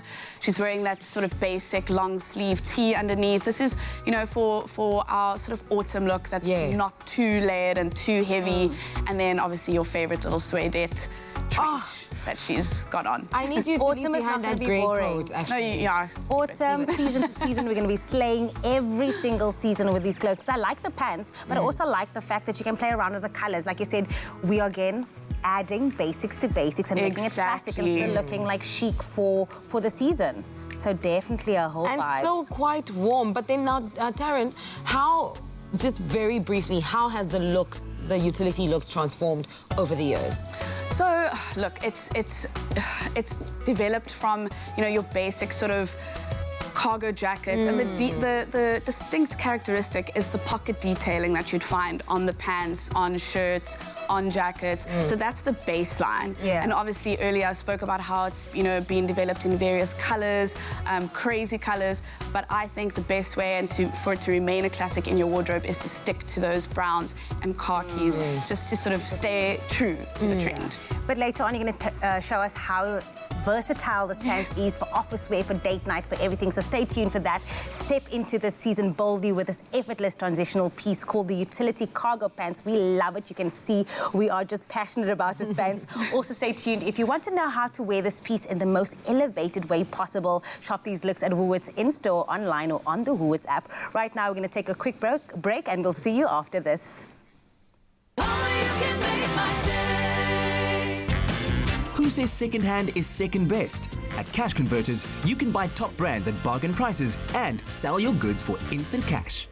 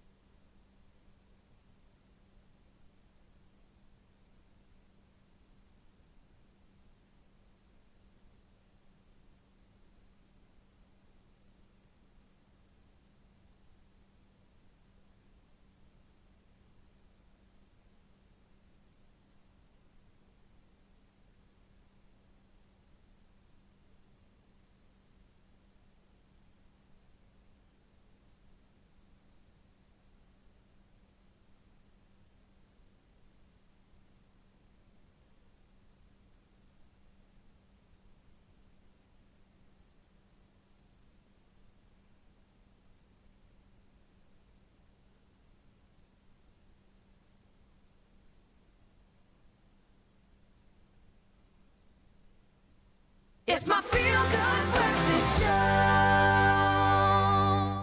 Welcome back. This is your Feel Good Breakfast Show on this Thursday morning. And welcome to a very special Spec-boom edition of the Culinary Hotline. Bling! Sing! Sing! Sing! Now, did you know that you can actually eat the Spec-boom? I'm sure if you were watching earlier on, you would have seen us trying it. And I wonder if you've tried it at home. But you know what it tastes like? Well, how would you describe that flavor? Well, here to give us some culinary insights into this truly remarkable plant is an old friend, Chef Maynard Hubert. Good to have you back in the kitchen. Yes. Man, I'm really excited to find out exactly what we can do from a culinary perspective with the Spec-boom, because I tasted it earlier on. Okay, cool. It's a pleasant kind of taste to have in your mouth, but there's quite a lot that you can actually do with it. How would you describe the taste? I would describe the taste. Obviously, it's a plump, little juicy leaf that you put into your mouth, and as soon as you bite into it, you get sort of a zesty, sort of a lemon flavour that spreads sort of over your mouth, and that is a lovely thing to add to various amounts of dishes. Like we're going to do a salad later on, but it works wonderfully with salads as a green sort of a fresh element in salads. You can do smoothies with it, with like blueberries. It works lovely with like a pate, and if you do a pickle like we're going to be doing now, and add that to a pate, it's really, really beautiful. There are pickles that they do with gooseberries, and which you can eat then with pork, and yeah, it's just really, really versatile. Okay, so what are we making first up this morning? So we're going to do a pickle. I developed this recipe. I love a good pickle because you can have it with so many things. You can have it with fish. You can have it with meat on a good burger.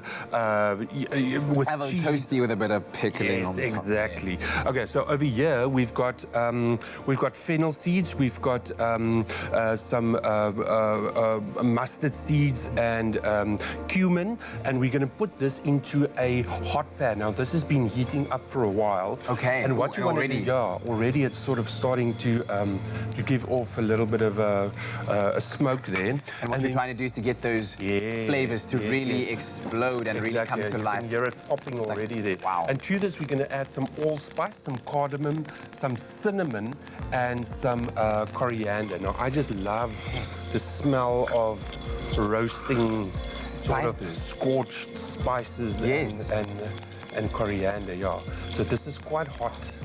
So you take it down. Whoa, my goodness. And those are the mustard seeds that are popping. Okay. And you can get that smell over Get a bit of that before. Yeah, it's lovely, eh? Okay, so to this, very easily, we're going to add a little bit of water. That should calm it down a little bit. Yeah, just to calm it down a little bit. And then all the flavour is going to release into that. And then sort of a quarter cup of olive oil. Okay. And then a little bit of red wine vinegar. I love red wine vinegar. Yes. Just gives a beautiful sort of a colour and a subtle texture to the pickle. And then some honey, a quarter cup of honey. Here you can also adapt it to your sort of taste. If you don't want it too sweet, you can obviously use a little bit less. But the honey is lovely because it's got such a sort of a natural flavour. And then I love using fresh bay leaves, which are readily available now in all the shops. Season? Yeah. The bay leaves are always in season because it's evergreen. Yeah, like the Spec-boom, it's evergreen. Lovely. Okay, yeah. So that's just going to cook up for a while. And then to this, we're going to add some shallots. Now, shallots are also a beautiful sort of a soft flavoured onion. It's got a long, beautiful shape. We're going to add that to our little pot over there. And then our gyro, the Spec-boom, is going to go in last. Are those immediately picked off and then added, or are they dried for a little bit? No. They are freshly picked and obviously just wash it off really well. And then just pat it dry on sort of a kitchen towel. Before you use it in anything. Okay. Now, wonderful. you at home can SMS the keyword EAT to 3372. It will send you a link to the recipe as well as the ingredients as well. And then that's it? You're allowed to... That's it. And this is a quick pickle. Now, what we're going to do is you can just spoon it into sort of glass jars like these or a big glass jar. Pop the pickle in there. Obviously, sterilize the glass first. Yes. And then let it cool down, seal it, and then put it in the fridge. And you can use it as you go along. And it lasts forever. Does it? Okay, that was about to ask that. A month, 2... Yeah, it's going to go up to 2 months, if it'll last that long. Wow, because it's that delicious. Yes. And what we're going to do later on, and what I love about this and doing it into smaller pots, is giving it as gifts. So if you've got a dinner party and you've got people coming over, make the pickle, put it on the table, and give it to your people as gifts. Excellent stuff, man. Thank you very much for joining us once again in the kitchen. There's your pickle all done. SMS the keyword EAT to 33728. But as you can see, there's still a whole lot more that we'll be making with our hero ingredient of the day, which is, of course, the Spec-boom. So I think we all see this. I think when you're driving around, you see lots and lots of plastic all over the place. Yeah. And you always wonder to yourself, where does all of this plastic go? What happens to the waste? Well, Kuhle got a chance to spend time with people who know and have the answer to this. And they're going to be telling us this morning about how all of this plastic we're seeing all over the place is coming back to bite us. Oh, in fact, they are wading waist deep into the problem as we speak. And they are training and paying unemployed people called the Help Up Avatars to tackle the problem head on. Take a look.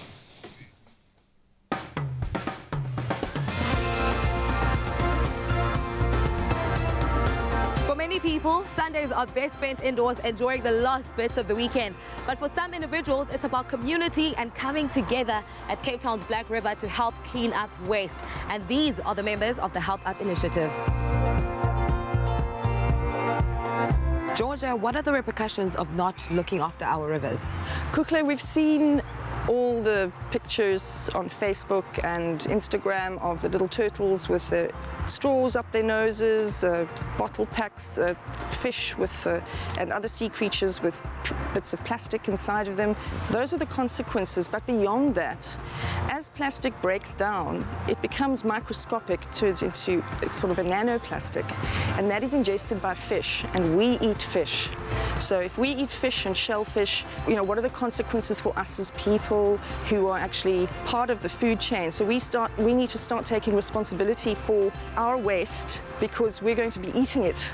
So yeah, I would say that would be number one. Absolutely. And how did your knowledge of this lead you to starting up Help Up initiative? I will say I was frustrated. I was a volunteer. I was picking up plastic on beaches and I wanted to get to the source. We started on a different river. And then one day I was driving past and I saw all the trash piled up along the Black River. And I said, okay, in 3 weeks we're coming here and we're not stopping until this is fixed. I have my gloves on, I have my plastic bag. It's time for me to offer a helping hand and do my part to save the environment. By supporting Help Up on Facebook, members of the public who pledge 50 to 150 Rand help to pay these cleanup avatars for a couple of hours of work each Sunday. Ever since I started with Help Up, every week it's something different, right? So we can clean here, and then today, next week there's more at the same spot. But lucky every week there are more volunteers and more avatars that come to help and assist us. But it is something very good because I can't wait for a Sunday because it's Help Up. I'm going to do something good for our environment. Whenever you see a dirty something laying around, pick it up instead of calling someone else or instead of waiting for the council, because what the council do, although they get paid for it, you can also do, because we're all human and we're all proudly South African citizens. We are cleaning the environment, and that is a good thing because we are making it clean, and then we are also reducing the risk of diseases. It's lovely to help the environment, and the reason I chose Help Up is because I love to help, and I think it's a great organization because they're helping people, and those people will help to make the world a better place because it builds up the ecosystem by collecting the litter. So once you do that, then it will bring back the fish in the river, and once the fish come back, then the birds will come back, and it brings back the whole ecosystem. And I'm an animal lover, so it's really nice to see. We must think about our children and our children's children, and regarding the nature, we must take care of it. If we don't take care of it, who will, you know? Most people should join because, you see, our environment is very, very polluted. Yeah, so if majority of us, we can clean the environment, we can have a healthy environment. That can be good for our health. When you choose something, consider the process that has gone through and what the value is of the packaging, because once you've had that cool drink or packet of chips or whatever, you're just throwing it away, but it's not ever going to go away. So we really need to start considering the role that we play as citizens in this problem, this crisis. Pollution is a problem that we have all contributed in creating, but it's a problem that we can all fix. Now, the members of the Help Up initiative have such a great attitude towards tackling this issue, and it's absolutely infectious because I feel absolutely amazing for doing my part in helping the environment.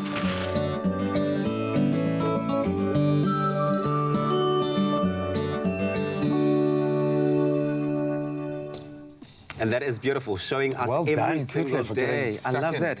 Showing us that it takes the members of the community members to step up and sometimes step in there and be a part of the solution. I love that. And multiple solutions being addressed with one project, which I absolutely love. Yeah. And I love the fact that they're called avatars. Really, really cool. That's stunning. So we, of course, are celebrating the beautiful, glorious plant that is Spec-boom, and its many varieties. A very South African plant found mainly here in South Africa. Reduces our carbon footprint, and we are trying to get as many people to join the hashtag Spec-boom challenge as possible. But we asked you guys to connect with us about this beautiful plant, and a couple of people have weighed in. Yeah, so Shirley Heath was saying, I've always had Spec-boom. They grow so easily. I just trim them and replant, hence my garden is full of Spec-boom trees. Love it. Try it in a salad. Very healthy. Well, we heard about the health benefits. Really, really healthy. And it tastes good in a jam as well. We tried that one. The jam was delicious, Ooh, that was so yum. Like you ate that whole tub of jam. Just almost. Like I've left some to take home. We've got another comment as well. This one coming from Mpo saying, hey, Bana, this flower we grow up having by the house is eatable. Going to my mother's house to try it. Laugh, laugh, laugh, laugh. Mpo, we agree with you. We laugh, laugh, laugh. And then I love it, Karima Nurdin saying yes, and even growing. Yeah, no, hopefully you have. Look at it. It's shame. Yeah, it's growing. It has to start somewhere. Just go, take one of the little stalks off and plant it in another plant and let it grow. But, you might wait a long time then. Join the challenge, hashtag Spec-boom challenge. We want you to plant as many of these trees as we possibly can. They have such a good imprint on climate change. Let's be that country that leads the charge. We'll see you after this.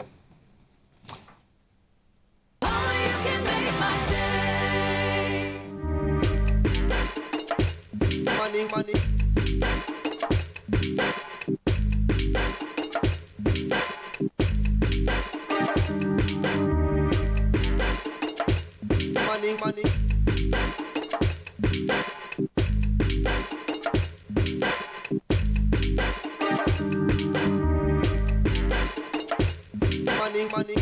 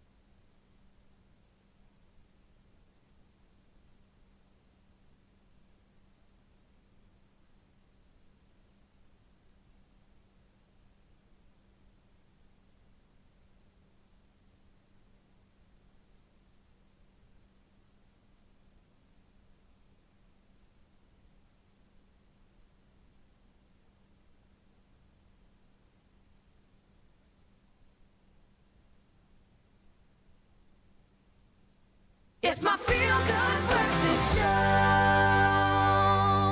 Welcome back, all you beautiful people, right here on your Feel Good Breakfast Show on SABC3. What an interesting Thursday morning, Klein Vrydag, all things Spec-boom. I think like it's a conversation we need to be having to reduce our carbon footprint. And indeed, we've touched base with experts in the Western Cape about the wonders of the Spec-boom for the environment and also for our own health as well. We've been in the kitchen cooking with it, and it's time to look toward the hashtag Spec-boom challenge and how the country has embraced making this individual effort to combat climate change. I think we as a nation are mounting that effort, and that's exactly what I think we'd like to do. I think it's part of bringing us together as a nation to really congregate around a common cause, something that could bring us together again. You know, the World Cup did that for us. Yeah. And a little bit later on, we'll be crossing over to Johannesburg, to Tsolopiri, to get some expert opinion from that side of the land. One of the organizations actually championing, you know, the entire Spec-boom challenge, so I can't wait for that. I have to be very honest, though. When I first heard about it, it was a couple of weeks ago.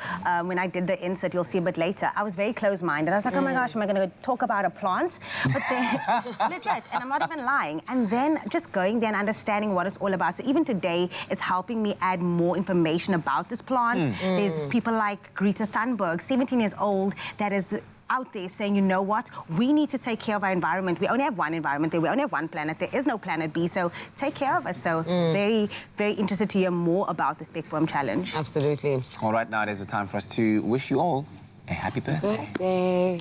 Happy birthday, a very happy birthday to you. Yes, come on now. It's that time of the morning. Once again, second part of it. We wish you a very happy birthday here on your Feel Good Breakfast Show. Lots of birthdays, right, today? Oh, we got a ton of birthdays, which means there's a lot of love out there, which we love. So many people wanting to make someone else feel special. So let's do exactly that. We're going to start with Patrick. You're finally 70 and don't look a day older than 50. Very sweet. Happy 70th birthday to Patrick Isaacs. Thank you for all you do for us. We love you always. I'm assuming that's from your family, Patrick. Happy birthday. Then a happy 11th birthday to our Yuan Strong, your mom, Ronelle, daddy, Giovanni. Love you very much. And then it's Layla's birthday today. Happy 14th birthday to Layla. You've grown into such a beautiful young lady. May you stay as sweet as you are, and may God bless you with long life, peace, and many more joyful years. Happy birthday, Layla, beautiful. And then, of course, we have Leah today. Happy 4th birthday to Leah Zoe Banks. May you keep growing so well and receiving good blessings. I love you. This is from your mom, Charlene Banks. Happy birthday, Angel. Then Rashdeen Mubarak, on your 31st birthday, may Allah accept all the good du'as made for you and by you, inshallah. Ameen. Have a wonderful day, and that's coming to you from Shamina. Happy birthday, Rashdeen. And then happy 9th birthday to Cody. May the Almighty bless you with many more years. I love you lots. That's coming to you from your mommy, your daddy, your sisters, and the rest of the family. Happy birthday, Cody. Stunning. And then a happy 31st birthday to Tandeka Kolomba. May the good Lord grant you many more beautiful years to come. This is from your mummy, Violet, big brother, Ernest, and your little sister, Bongi, and the rest of their family. They love you. And then a blessed birthday to our brother, Denver, from the whole family. Enjoy, bro. We love you. Happy birthday, Denver. Happy birthday, bro. Then a happy 21st birthday to Jody. May God bless you with more richest blessings. Have an awesome day, love.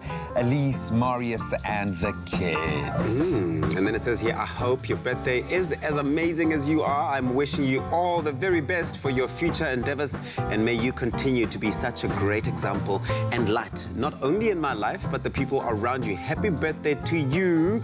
This is from your super aunt, and your super aunt's name is Mpilo Ntanzi, but this message is for Zandile. Happy birthday, Zandile.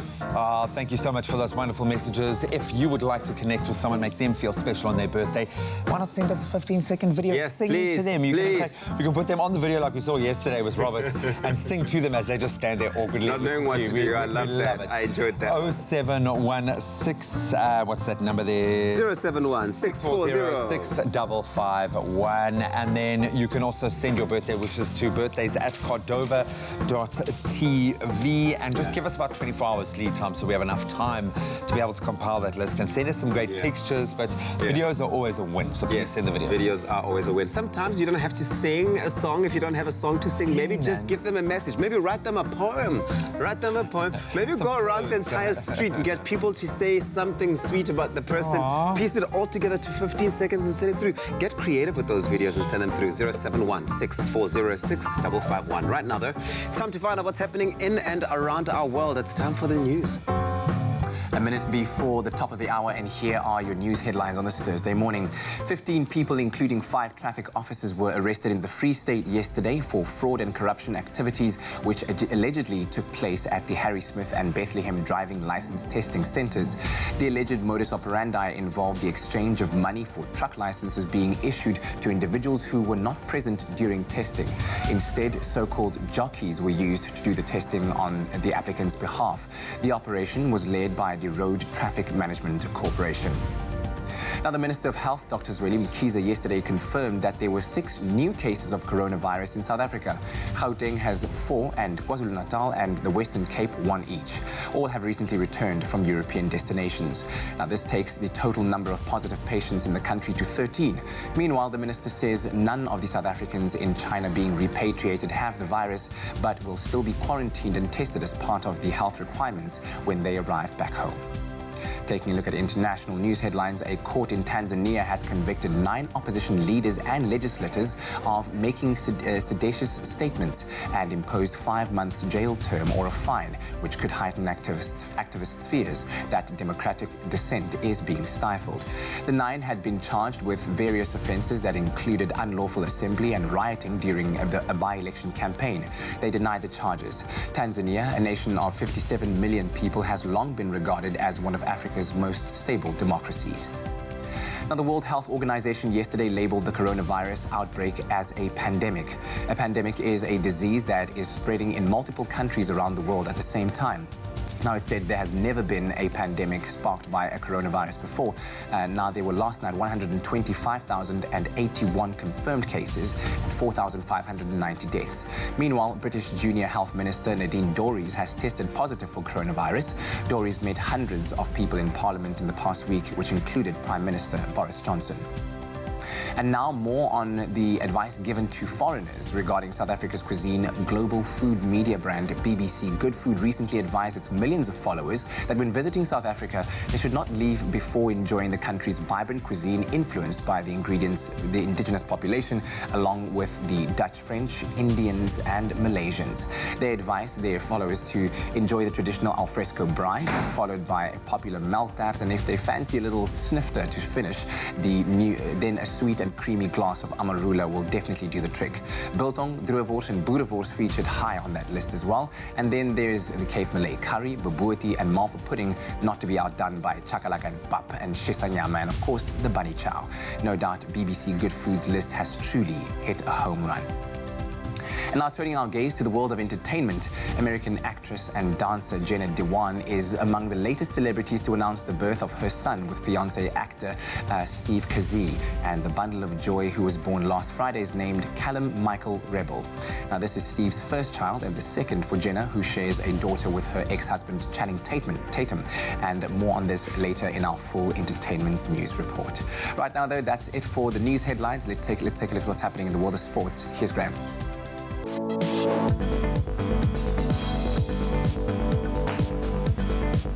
Thanks so much, Kat. Both our national teams in a cricketing focus at the moment. Former skipper Faf du Plessis is back in the Proteas fold as they get ready to take on India in a 3-match one-day international series.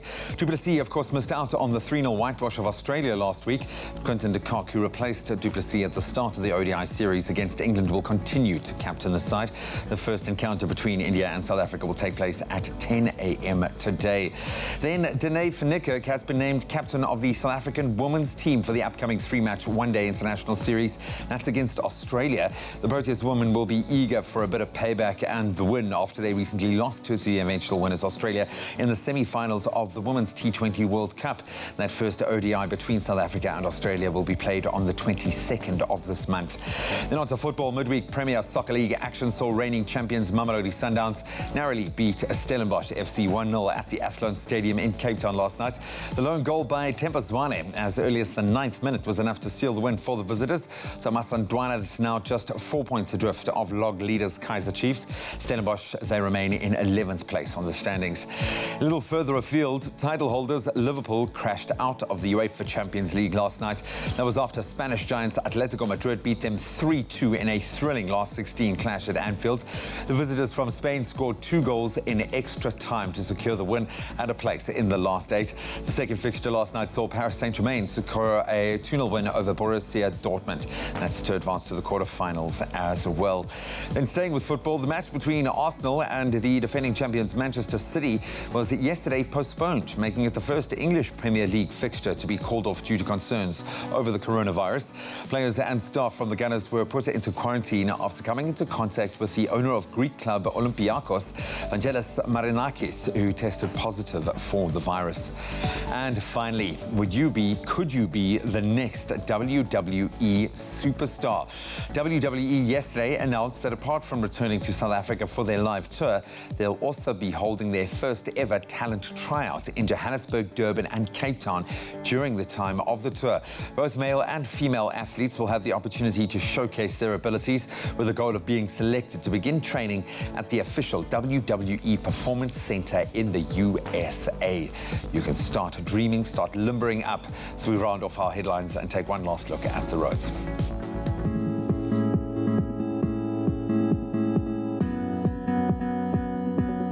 Thank you so much, G. Let's take a final look at the traffic this morning. If you find yourself in Gauteng, Boysens, on the M1 northbound, there is congestion between Boysens Road and John Street. Now, the average traveling speed is 10 kilometers per hour, with delays up to 17 minutes. So please be patient on the roads this morning. Moving down to the Western Cape Kuils River, there is congestion on the R300 northbound at the Van Riebeek ramp.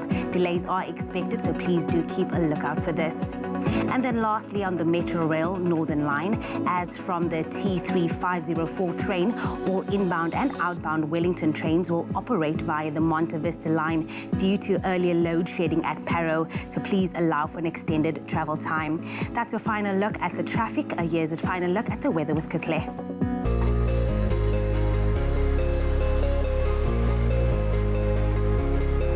Thank you so much, Jamie. Now, throughout the course of the morning, we have been asking you to send in your sunrise pictures. Thank you to Verity Herbert for your gorgeous pink skyline from Riebeek West, Tanya Mostad for your stunning sunrise from Lambert Garden in Johannesburg, as well as Wendy Canterbury for your beautiful sunrise from Muizenberg, and lastly, Laurie Lowe for your dazzling skyline from Pretoria. Now you know we absolutely love seeing those pictures. Please make sure to keep them going on our social media platforms using the hashtag Expresso Show. Now to look at the temperatures for the rest of the country, starting off with northeasterly wind of 18 kilometers an hour for Polokwane at a low of 17, reaching a high of 28. High humidity for Mbombela at 26. Pretoria, your high for the day is 30 degrees with a low of 17, and Johannesburg 15 to 26 is the range of your temperatures today. Northerly wind of 24 kilometers an hour in Mahikeng with a low of 17, reaching a high of 32. Klerksdorp 17 is the minimum temperature, reaching a maximum of 27. 1624 your temperatures Kimberley, and high humidity for Bloemfontein at a high of 22 and a low of 14. Now in Richards Bay, it's a partly cloudy day with temperatures ranging from 21 reaching a high of 30. Pietermaritzburg is a cloudy one for you today with a low of 17 reaching a high of 24. Durban, your temperatures are in the 20s with a low of 22 reaching a high of 27. And Mthatha 16 is the minimum temperature, reaching a maximum of 25. Northeasterly wind of 24 kilometers an hour in Mondi with a low of 20 reaching a high of 24. Thunder showers expected for Kredok at 14 reaching a high of 28.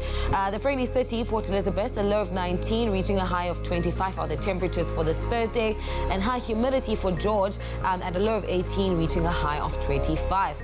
Northwesterly wind of 15 kilometers an hour for Sutherland with a minimum of 12 reaching a maximum of 26. And the mother city, Cape Town, is a partly cloudy day with a low of 15 reaching a high of 23. Heavy rainfall for Worcester at 16 peaking at 30, and the coolest start to the morning this morning is in Springbok with a low of 19 reaching a high of 26, and the highest temperature in the country is Uppington with a low of 18 reaching a high of 34. Now remember, whichever the weather this morning, whichever part of the country you're in, make sure to have yourselves a fantastic Thursday morning. It's a beautiful day today, and we've all taken on that hashtag Spec-boom challenge, also in the Western Cape, but now we're going to be doing something in Johannesburg. Absolutely. Tulipiri is going to be coming to us live, taking on the sense of what is going on the ground right now in Johannesburg and how our friends over there are taking to the hashtag Spec-boom challenge. Thank you very much, Kat. A very good morning to you, Expresso family. We are coming to you live from Johannesburg this morning. Now, the Spec-boom challenge has pretty much swept the country since January, with various city centres across the country pledging their allegiance to fighting the climate change crisis. Now, Life Green Group is a landscaping company that has various sites across the country, and they've also jumped on the hashtag Spec-boom challenge, and they are planning to plant one Spec-boom for every 10 metre squares across their sites in the country. And joining me this morning is Life Green Group's CEO, Charles Murray, and he's going to be chatting to us a little bit more about how the country has met the Spec-boom challenge. A very warm Expresso welcome to you, Charles, this morning. Good morning. Thank you very much. It's a pleasure to have you here. Now, Charles, I'm going to jump straight into it and ask you, why was it important for all the centres, sites to get involved in the Spec-boom challenge?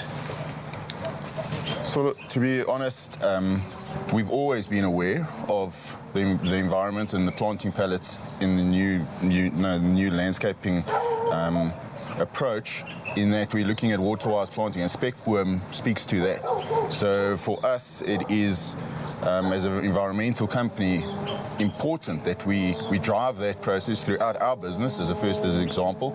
We've got the platform of numerous sites throughout the country, clients that we are able to influence to improve their gardens and create the Spec-boom requirements. So it is really critical to us as a core value to follow this approach.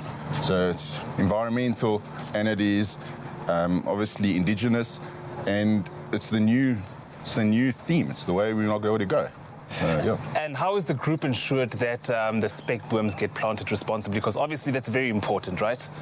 So, yes, firstly, you can't just use it everywhere. It doesn't necessarily adapt to all regions. We are, in any new developments, any new landscaping, landscape architects are doing designs and it's all moving more and more indigenous. That's the drive, and we've always had that drive. The landscape architects give you guidelines, and we are then able to utilize it in line with that.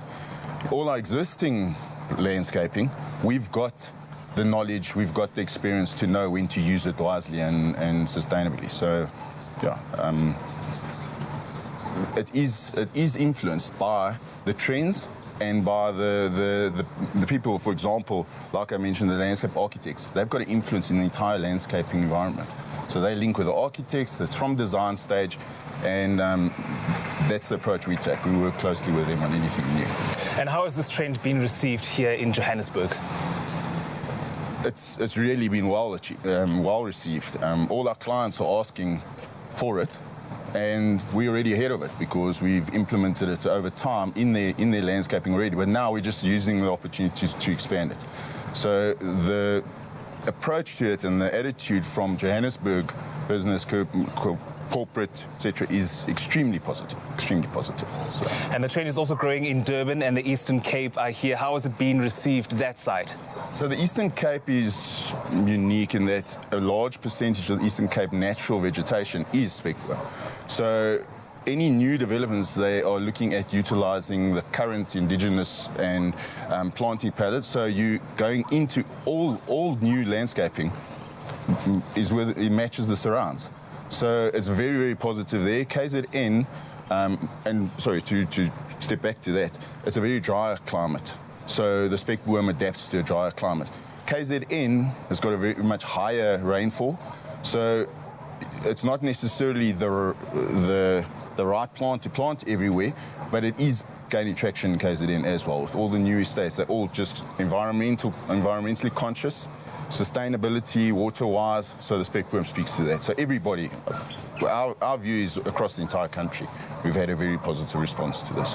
So I take it that you would encourage other commercial centres as well as corporates to jump onto this bandwagon and really jump onto the hashtag Spec-boom challenge. How would you encourage them to do exactly that?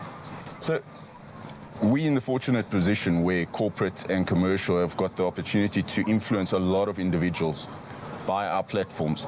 So you're influencing your employees, and they ultimately influence their families. So corporate has got an opportunity to gain a lot more traction on this. So it's very, very, very, it's critical that everybody follows the same trend and approaches it in the way that they've got the exposure, they've got the opportunity, and we've got more money that we should be investing in this. So it's very important that they get into this, very, very. And Charles, we're talking a little bit off air right now about some of the advantages of spec-boom. Talk to us about some of the practical advantages of planting a spec-boom plant. What are those? So the practical advantage is firstly water-wise. The second thing is the carbon, that it affects the carbon. It's not so much its direct effect. It's the mindset is changing. It's gaining traction and changing people's view on carbon. So the spec-boom is a tool to get the message across. And there's numerous uses, but it's edible as well, which is something that's not. I don't think it's a dietary opportunity that we can feed multitudes with it, but people are using it in drinks. It's the social vibe.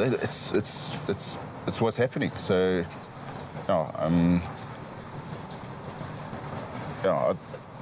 Basically. So there are various advantages to it. Yeah, various advantages. Thank you. Thank you very much, Charles Maria, for sharing that knowledge with us. As you've heard, the spec-boom is a tool. Let's all gather and help fight climate change, but let's do so responsibly. I can't wait to see where this trend grows in the next month, in the next years to come. Definitely exciting times ahead. But for now, it's back to you guys in studio after this.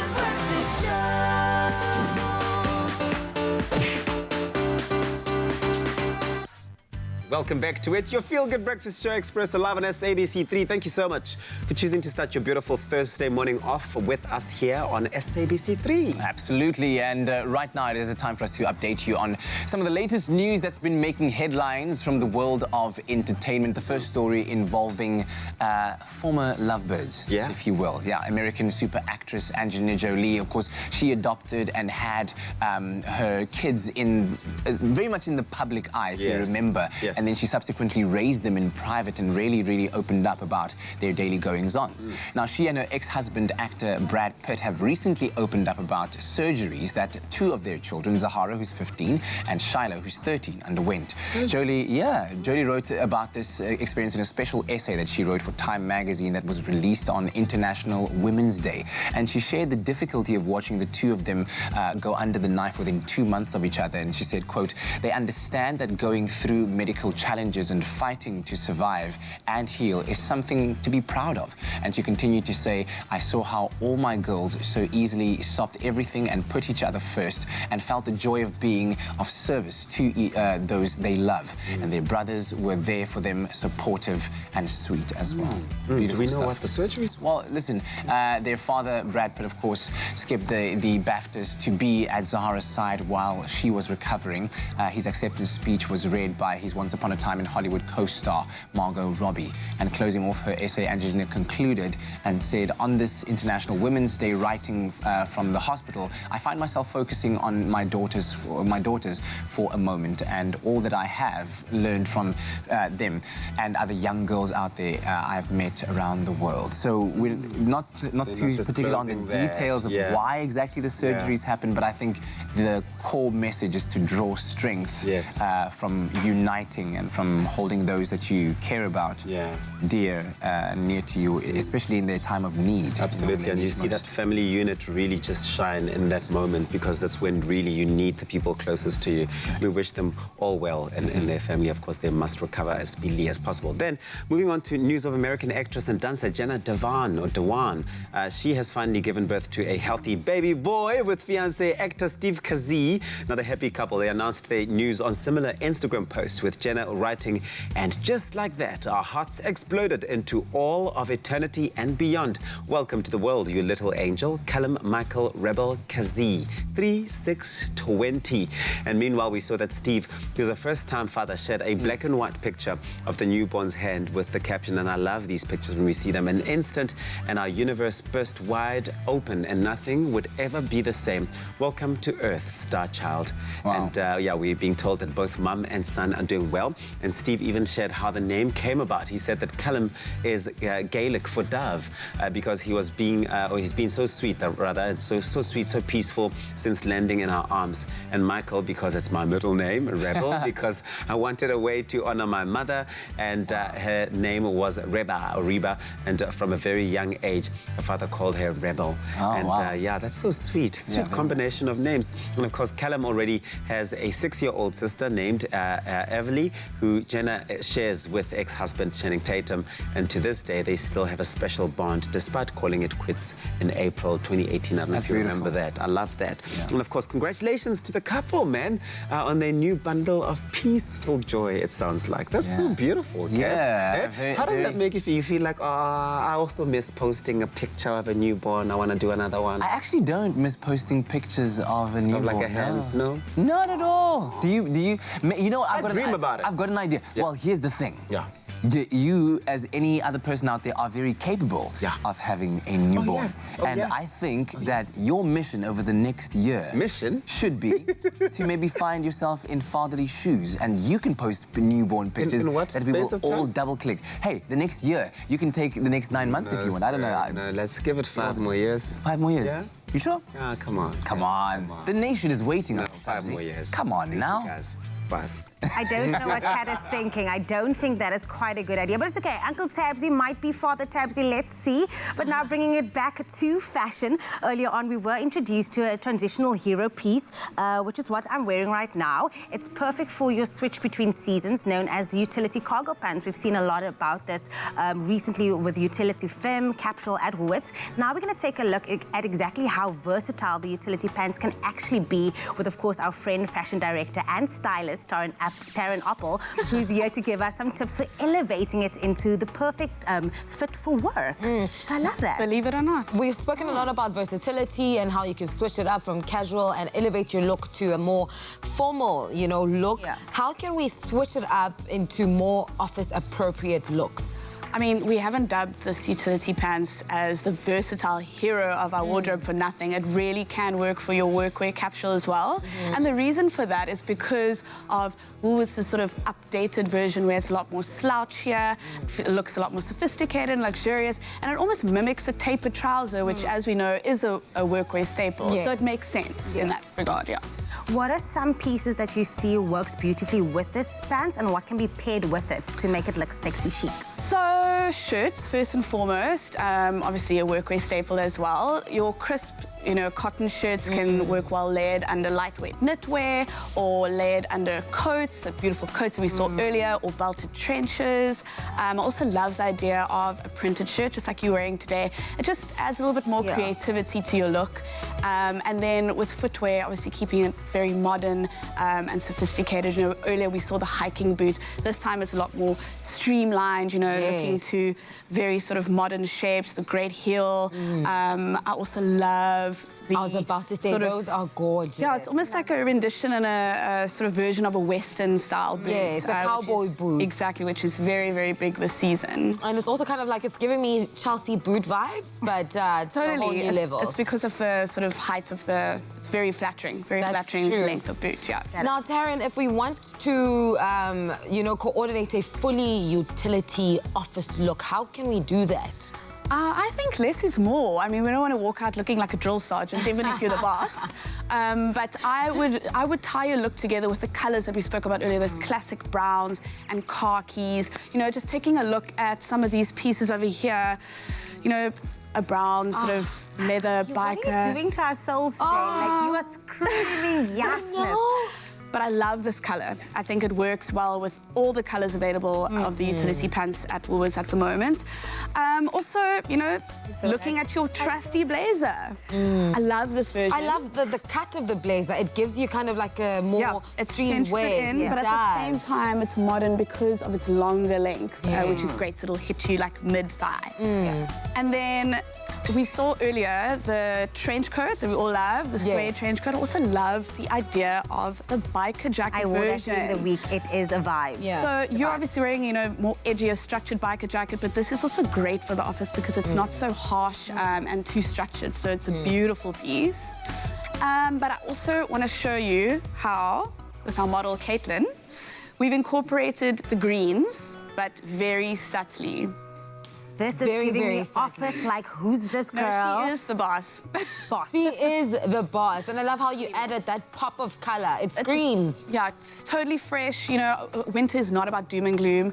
Add pops of colour. The pink is so huge for the season, so it just adds a lot more to the look. And then taking it back with your longer length basic black coat also ties it in together. And then with her black boot, very, very modern square toe shape.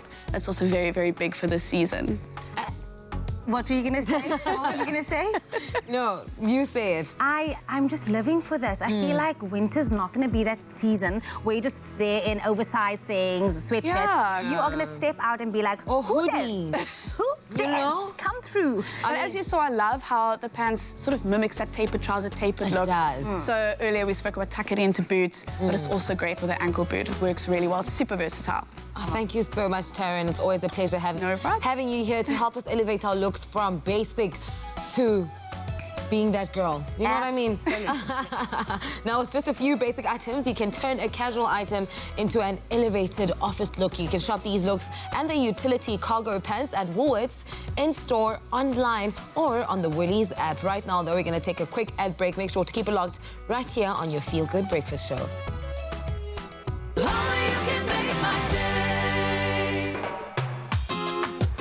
Find your smooth fortune with Tropica. Buy a Tropica, follow the entry details on the pack, and stand a chance to win your share of 1 million rand in prizes, such as a trip for two with KLM to Amsterdam, LG G8X cell phones, LG TVs and dishwashers, guest vouchers, guest watches and accessories, plus the smooth grand prize of a Suzuki Ignis. The more Tropica you buy, the more chances you have to win. Tropica, nothing smoother.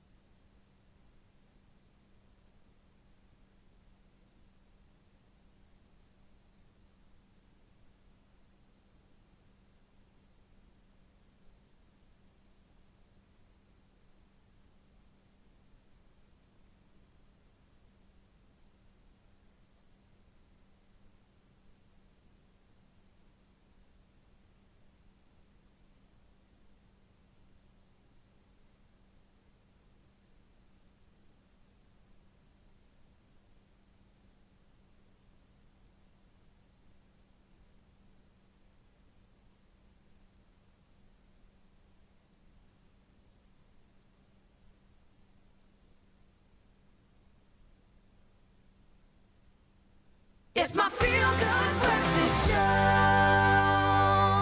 Welcome back. It's your Feel Good Breakfast Show. We're live, large and in charge. It's a Thursday morning, in case you didn't know. Happy Thursday. Happy Thursday to you. Friday Eve. Now, no doubt, we all love our home, right? We love South Africa, but no one can take that away from us. But we all know how we feel right now during these very, very tough economic times at the moment. And no matter how big or small your tax bracket is, we all have bills to pay, and we all are finding it harder and harder to stretch those cents. And so this morning, we're joined by one of our favorite friends in finance, Sisa Kwikido, the head of the bank's retail investments, who's here to literally school us on how to split our monthly salary to optimize our spending and saving. A very important conversation to be having at this moment. And I love talking to you, Sisa, about money. You excite me about money. You give me hope about money. You make me look at money differently. Do you know what I mean?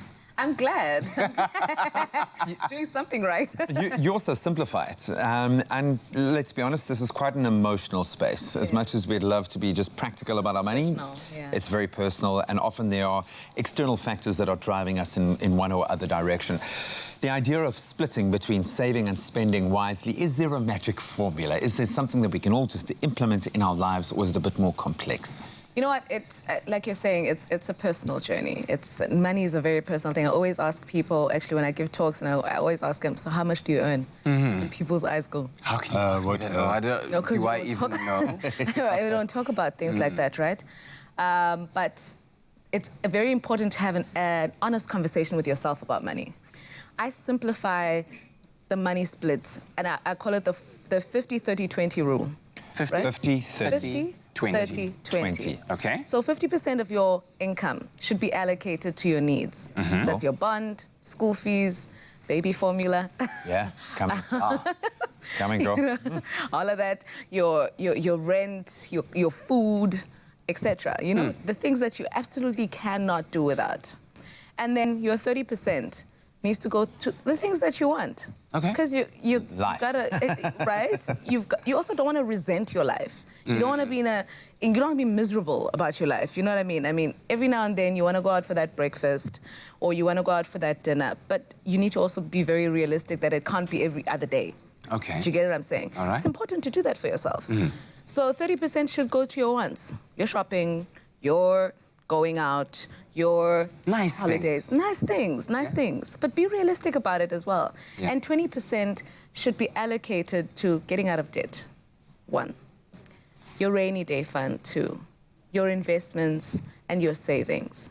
So for me, that 50-30-20 rule kind of simplifies or starts your investment journey. Now, there's people who are really good and who've been doing this thing for years and who have been maybe taught well about money. I always say, I wasn't taught about money. At home, money wasn't something we spoke about.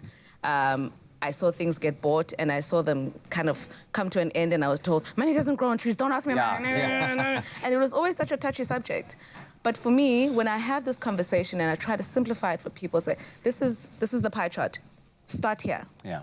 Yeah. If anything else fails, just start here. And I know that some people, I mean, it's not easy. Not every single South African can do that. Yeah. You know what I mean? And when you look at that pie chart, that 20% is incredibly important to be putting away money for rainy days, debt, repayments and such. But what if somebody's looking at this and going, but I don't even have that 20%. Where do I even begin to find that 20%? Yeah. Is it about really just kind of having a look at your monthly expenditure and going like, well, maybe what I think is a need is actually a want. I want to need it. I want exactly. All the shoes I see, generally. Oh, man was like guilty. And I always have, there's always a size, so I want to need them. But I also have to be very realistic with myself. That's why I said it's important to sit. Michael Jackson, I'm talking to the man in the mirror. Yeah, you know what I mean? Yeah. You've got to literally have a man in the mirror conversation and be naked about it. Some people don't know how much they owe, right? You don't even know how much you owe. So how would you know how to save? And you're kind of, yeah, you're kind of working backwards if you're putting away 500 Rand when you owe 5,000 Rand. Yeah. Right? So start with the debt. Have the conversation with yourself. Yes, I don't have the 20% now, but how about I allocate a little bit more, a little bit less, to my wants, and a little bit more to clearing my debt, and then start the saving. You want to talk about a good feeling. Yes, it's great to get to a point and say, wow, I've saved 20 grand. But when you get to a point and you go, wow, I've cleared my debt, right? That feeling is good. Right? That is freedom. Feeling. Right? Freedom, yeah. I remember a couple of years ago, so I had some credit card debt from, we don't call it black tax. My marketing manager, who's here with me today, always calls it black love. I love it. Hey, I love how she does it. I love how she does it. Hashtag black love. So, well done, TT.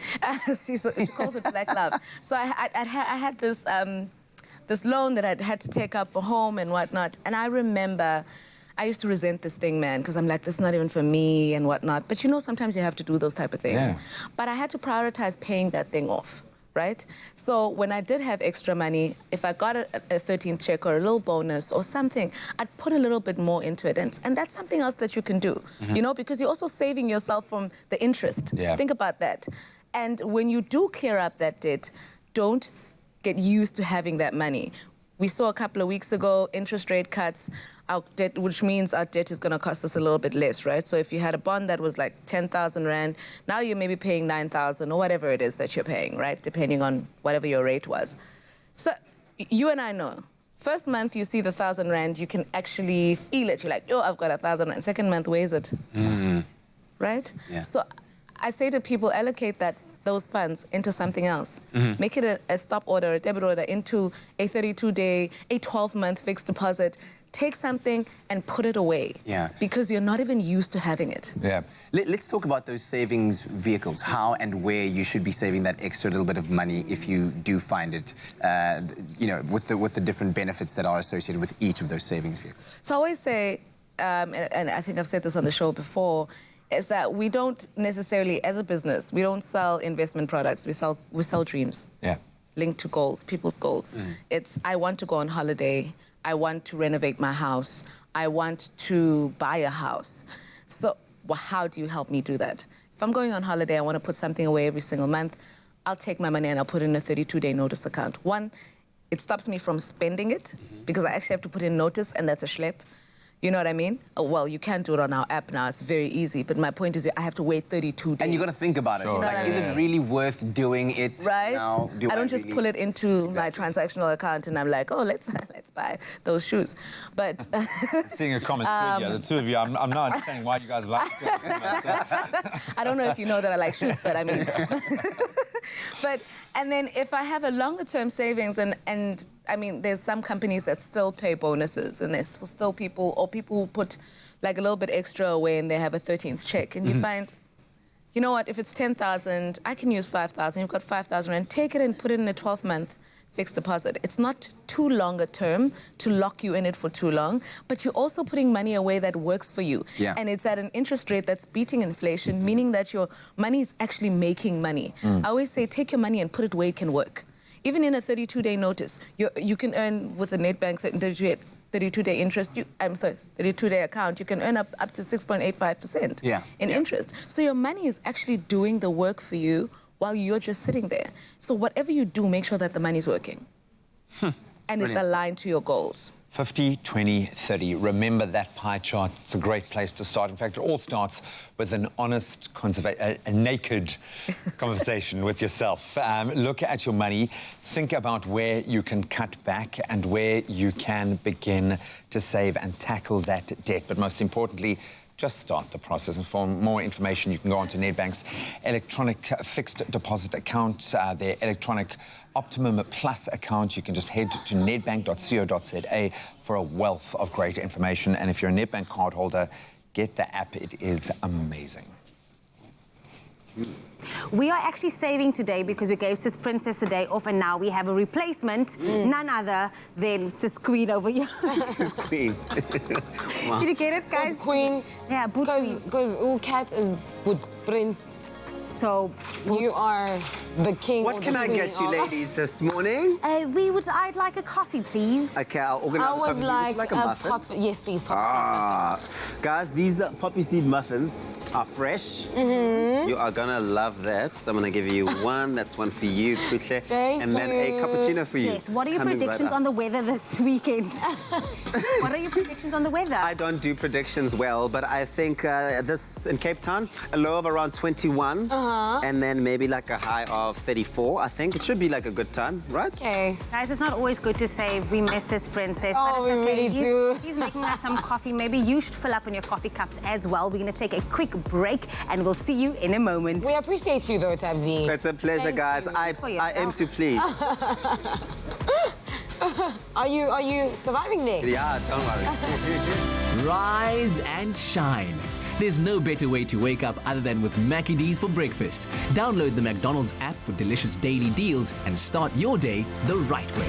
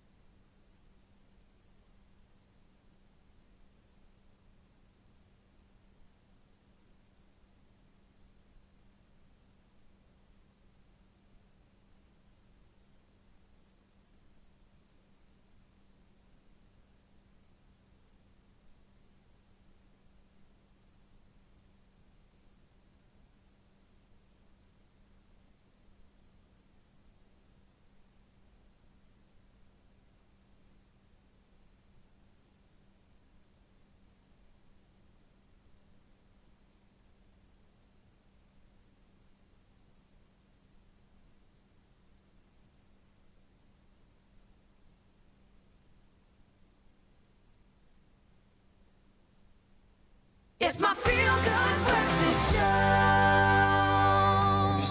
Welcome back to your feel-good breakfast show, Expresso on SABC3, and we're back again in the kitchen. It is the Spec-boom edition of the Culinary Hotline. Bling! Sing, sing, sing! Now listen, thanks for the late one there, Graham.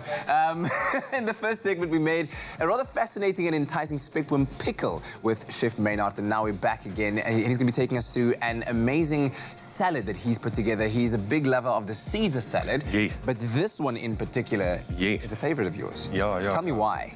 Because I love everything about a Caesar salad. Now, a Caesar salad just happened by chance. Italian chef Cardini Caesar had a restaurant in Tijuana, just across the border in America during the Prohibition period.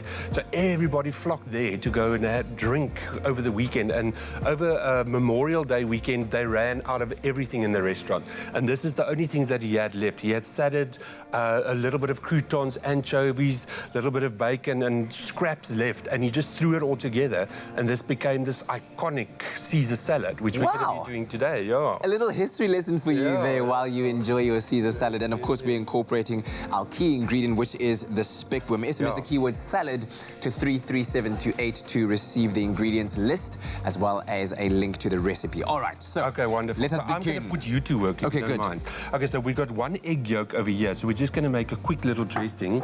So you can whip that up. This is the tiniest whisk I've ever seen in my life. In the whole world. Okay, yeah, so just break it up. Okay. And then to that, we're going to add a little bit of mustard. Yep. Yeah, and then we've got some lovely lemon juice. Okay. So it's a little bit like a mayonnaise. But it's just sort of just a quick version. Yeah, okay, cool. You can just... Oh, yeah, because you want it to... Klits, Buddha, klits. Klits, Buddha. Why didn't we get a bigger whisk? Because this is making the work more difficult. It is cute, though. It is. Okay, wonderful. So very easy to put your salad together. We've got this beautiful baby gem lettuce, which is available everywhere at the moment. Then we've got some lovely cucumber. We've got bacon, speck in Afrikaans, and then we've got croutons, anchovies, our Spec-boom leaves, and then a little bit of Parmesan. So you can actually start. If you want to do like a whole row for us over there. I see. This is my thing. I struggle with the presentation of food. And sort of keep a long, elegant line of, okay.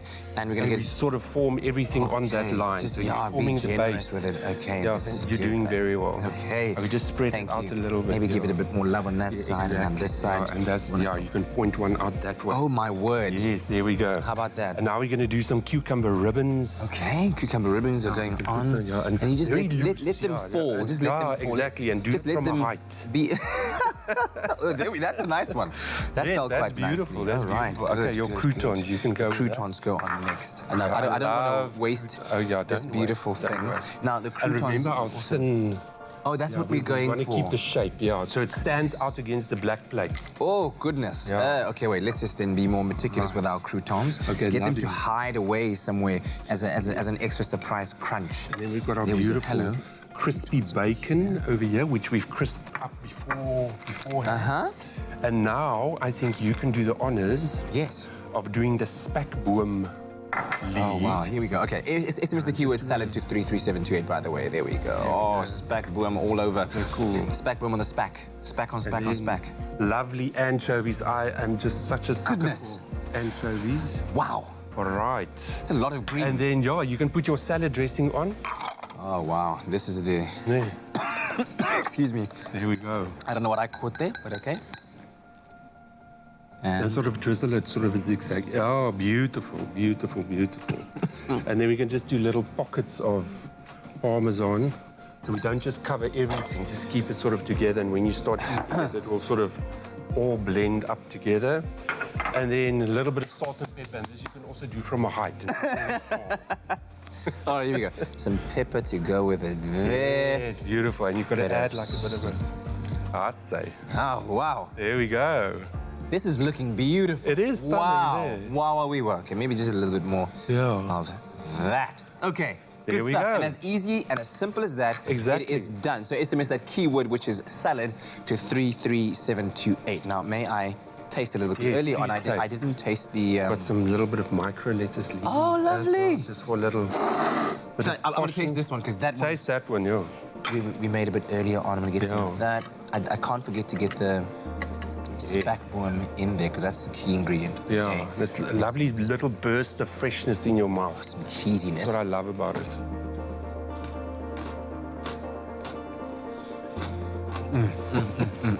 Good, ne? That is lovely. Yeah. Really? It's so easy. Yeah. Now, the problem is, I've got a mouthful of salad.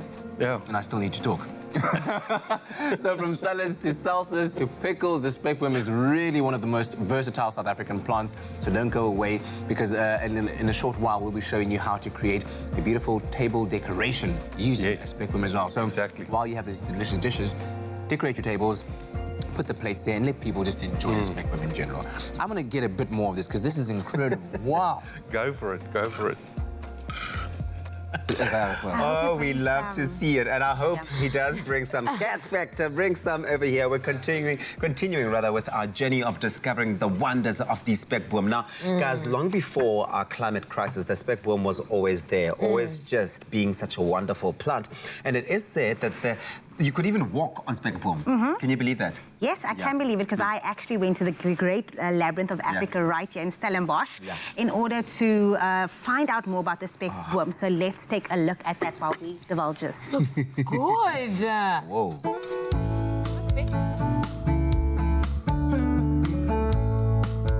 With South Africa being ranked the 12th biggest polluter in the world, reducing our carbon footprint has become a very critical issue.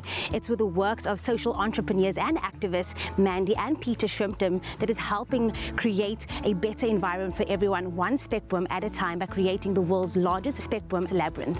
The Great Labyrinth of Africa will be a living monument so big it can be seen from space, to remind us of the need to radically reduce our carbon output. Mandy, this is amazing work that you guys are doing here. Why was it so important for you to create a project like the Great Labyrinth of Africa? Jamie, Peter and I have 4 children, and we're very mindful of our carbon footprint, and of course we're very well aware of climate change, and we thought, what can we do? And we've got 160,000 Spec-boom trees. Peter thought, what are we going to do with these trees? So he came up with the idea of the labyrinth, and we thought it would be a wonderful way for people to walk a labyrinth, and in that become more mindful of their carbon footprint. Melissa, you are getting down and dirty. How did you get first? Yay! How did you first get involved in this experience, and what are you taking from this? So it actually came to me via international mail, and I thought, like, this is brilliant. It's something I can leave behind for my kids and my kids' kids. So came in last week, loved it. I mean, I love gardening as it is, and got down and dirty. And what we've experienced as always, little tips and tricks you learn, you pass on to the next person, then pass on to the next person. So it's a lot more than just building a great labyrinth. You're building a community, you're building a legacy, basically. With 90,000 Spec-booms expected to be planted, I've got my plant. It's time to get my hands dirty. Spec-boom tree stores carbon above ground and below ground. And what's really interesting is that it photosynthesizes in the day and night. So basically it photosynthesizes 24/7, so hence it's a carbon gulper. And it takes out about 10 times more than an ordinary plant or tree. What's also interesting is that in most big carbon gulpers, like rainforests, they've got to have wet conditions, but the Spec-boom tree takes out a lot of carbon in the drier conditions, especially the Eastern Cape and the Western Cape, and that's what makes it so wonderful. It's really good for soil erosion, it doesn't burn, and that's another thing that interestingly is relevant for carbon sequestration, and you can eat the leaves. They're super healthy. If you have 6 leaves a day, you get all the vitamin C you require. And if you take a leaf and you break it open and rub it on a sore or a burn or something, it heals really quickly. So besides being able to grow plants that gulp carbon, you can eat it too. How is a project like the Spec-boom and a day like today benefiting the kids? The benefits that we see, obviously it's just exposing the children to something that's happening in the environment. You'll see there's no tablets, no TVs, no iPhones. Yay! They're outside getting their hands dirty and doing something, and nobody's asking, can I play on a game? And that makes me very happy. With 1 hectare of Spec-boom able to absorb between 4 and 10 tons of carbon per year, this initiative is training people to grow these plants, which will then be brought back by the project. Rikai, let's start right at the beginning. How did you get involved in the Great Labyrinth of Africa? Peter and Mandy Shrimpton from White Capital, they were picking up people from the communities around Cape Town who wanted to help to make their dreams come true. So I was one of them that I met. They met me, and then they told me that if I can come and join them, they can just show me and teach me how to run a business. Take me through it. What has been some of the benefits that you've seen from this project? Before I started this project, I was not even having any skill on how to run a business. So to my side, it's a benefit and it's an advantage to me because now I have knowledge how to run a business. So, and also I'm able to support my family with my wife and the kid. But at least now I'm giving them something to survive. Encouraging people to grow Spec-boom restores degraded land. The roots compact soil, boosting its quality, promoting the growth of grasses, and constantly keeping climate change in check. Taking active steps to heal the environment is not an act of charity, but an act of justice, an act we can all get involved in while still creating something beautiful and unique in the process.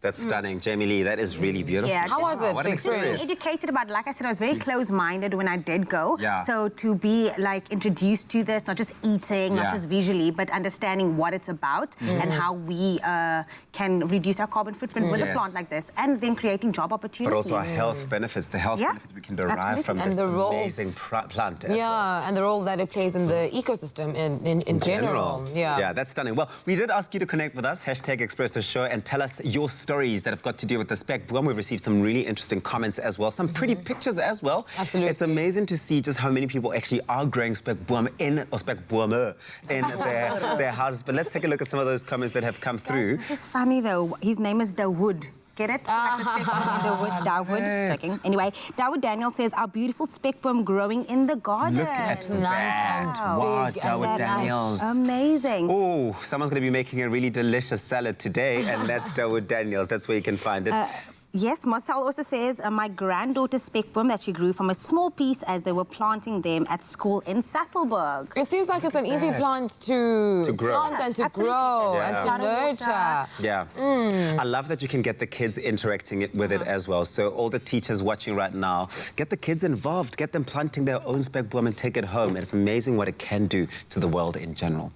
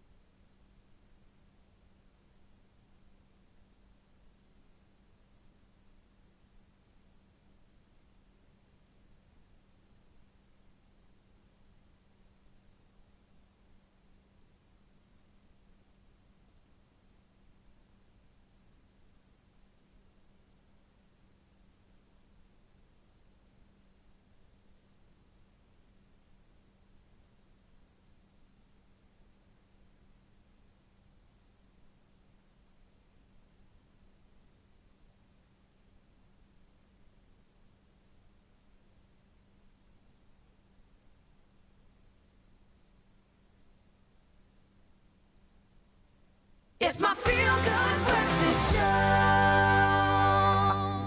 Welcome back to your Feel Good Breakfast Show as we end off this Thursday edition. It's been a spectacular. We've tasted the Spec-boom, we've made a pickle, we've had a salad with it, and now Chef Maynard is going to show us one more usage that we can use it for in our households, and that's to decorate a beautiful table such as this. Stunning. And I mean, look at this outlet. Stunning. Wow. Tell us all about it, Chef Maynard. Yeah, so as much as I love cooking, I love decorating and creating tables for people because I think it's the whole thing that you take in while you're eating. Yeah. So everything on this table I thought would be a good idea if people can take it as gifts. So the wreaths that we put on the back of the chairs and the small wreaths on the table, people can just go stick it in the ground, just cover it with a little bit of soil and just water it and it'll grow. And you'll have like a little fairy circle of Spec-boom. And then we've also got the terracotta pots on the table, which people can obviously take home, your guests. And then we made the small little jars of the Spec-boom pickle, that we did earlier. So people can take that as a gift, And then we also did the menus with a little bit of a Spec-boom there. That's beautiful. Yeah. I don't know if you can see that. And then, of course, the big, I sort of wanted to create like a Spec-boom hedge on the table. So those as well, people can take and just go stick in the ground and it'll grow.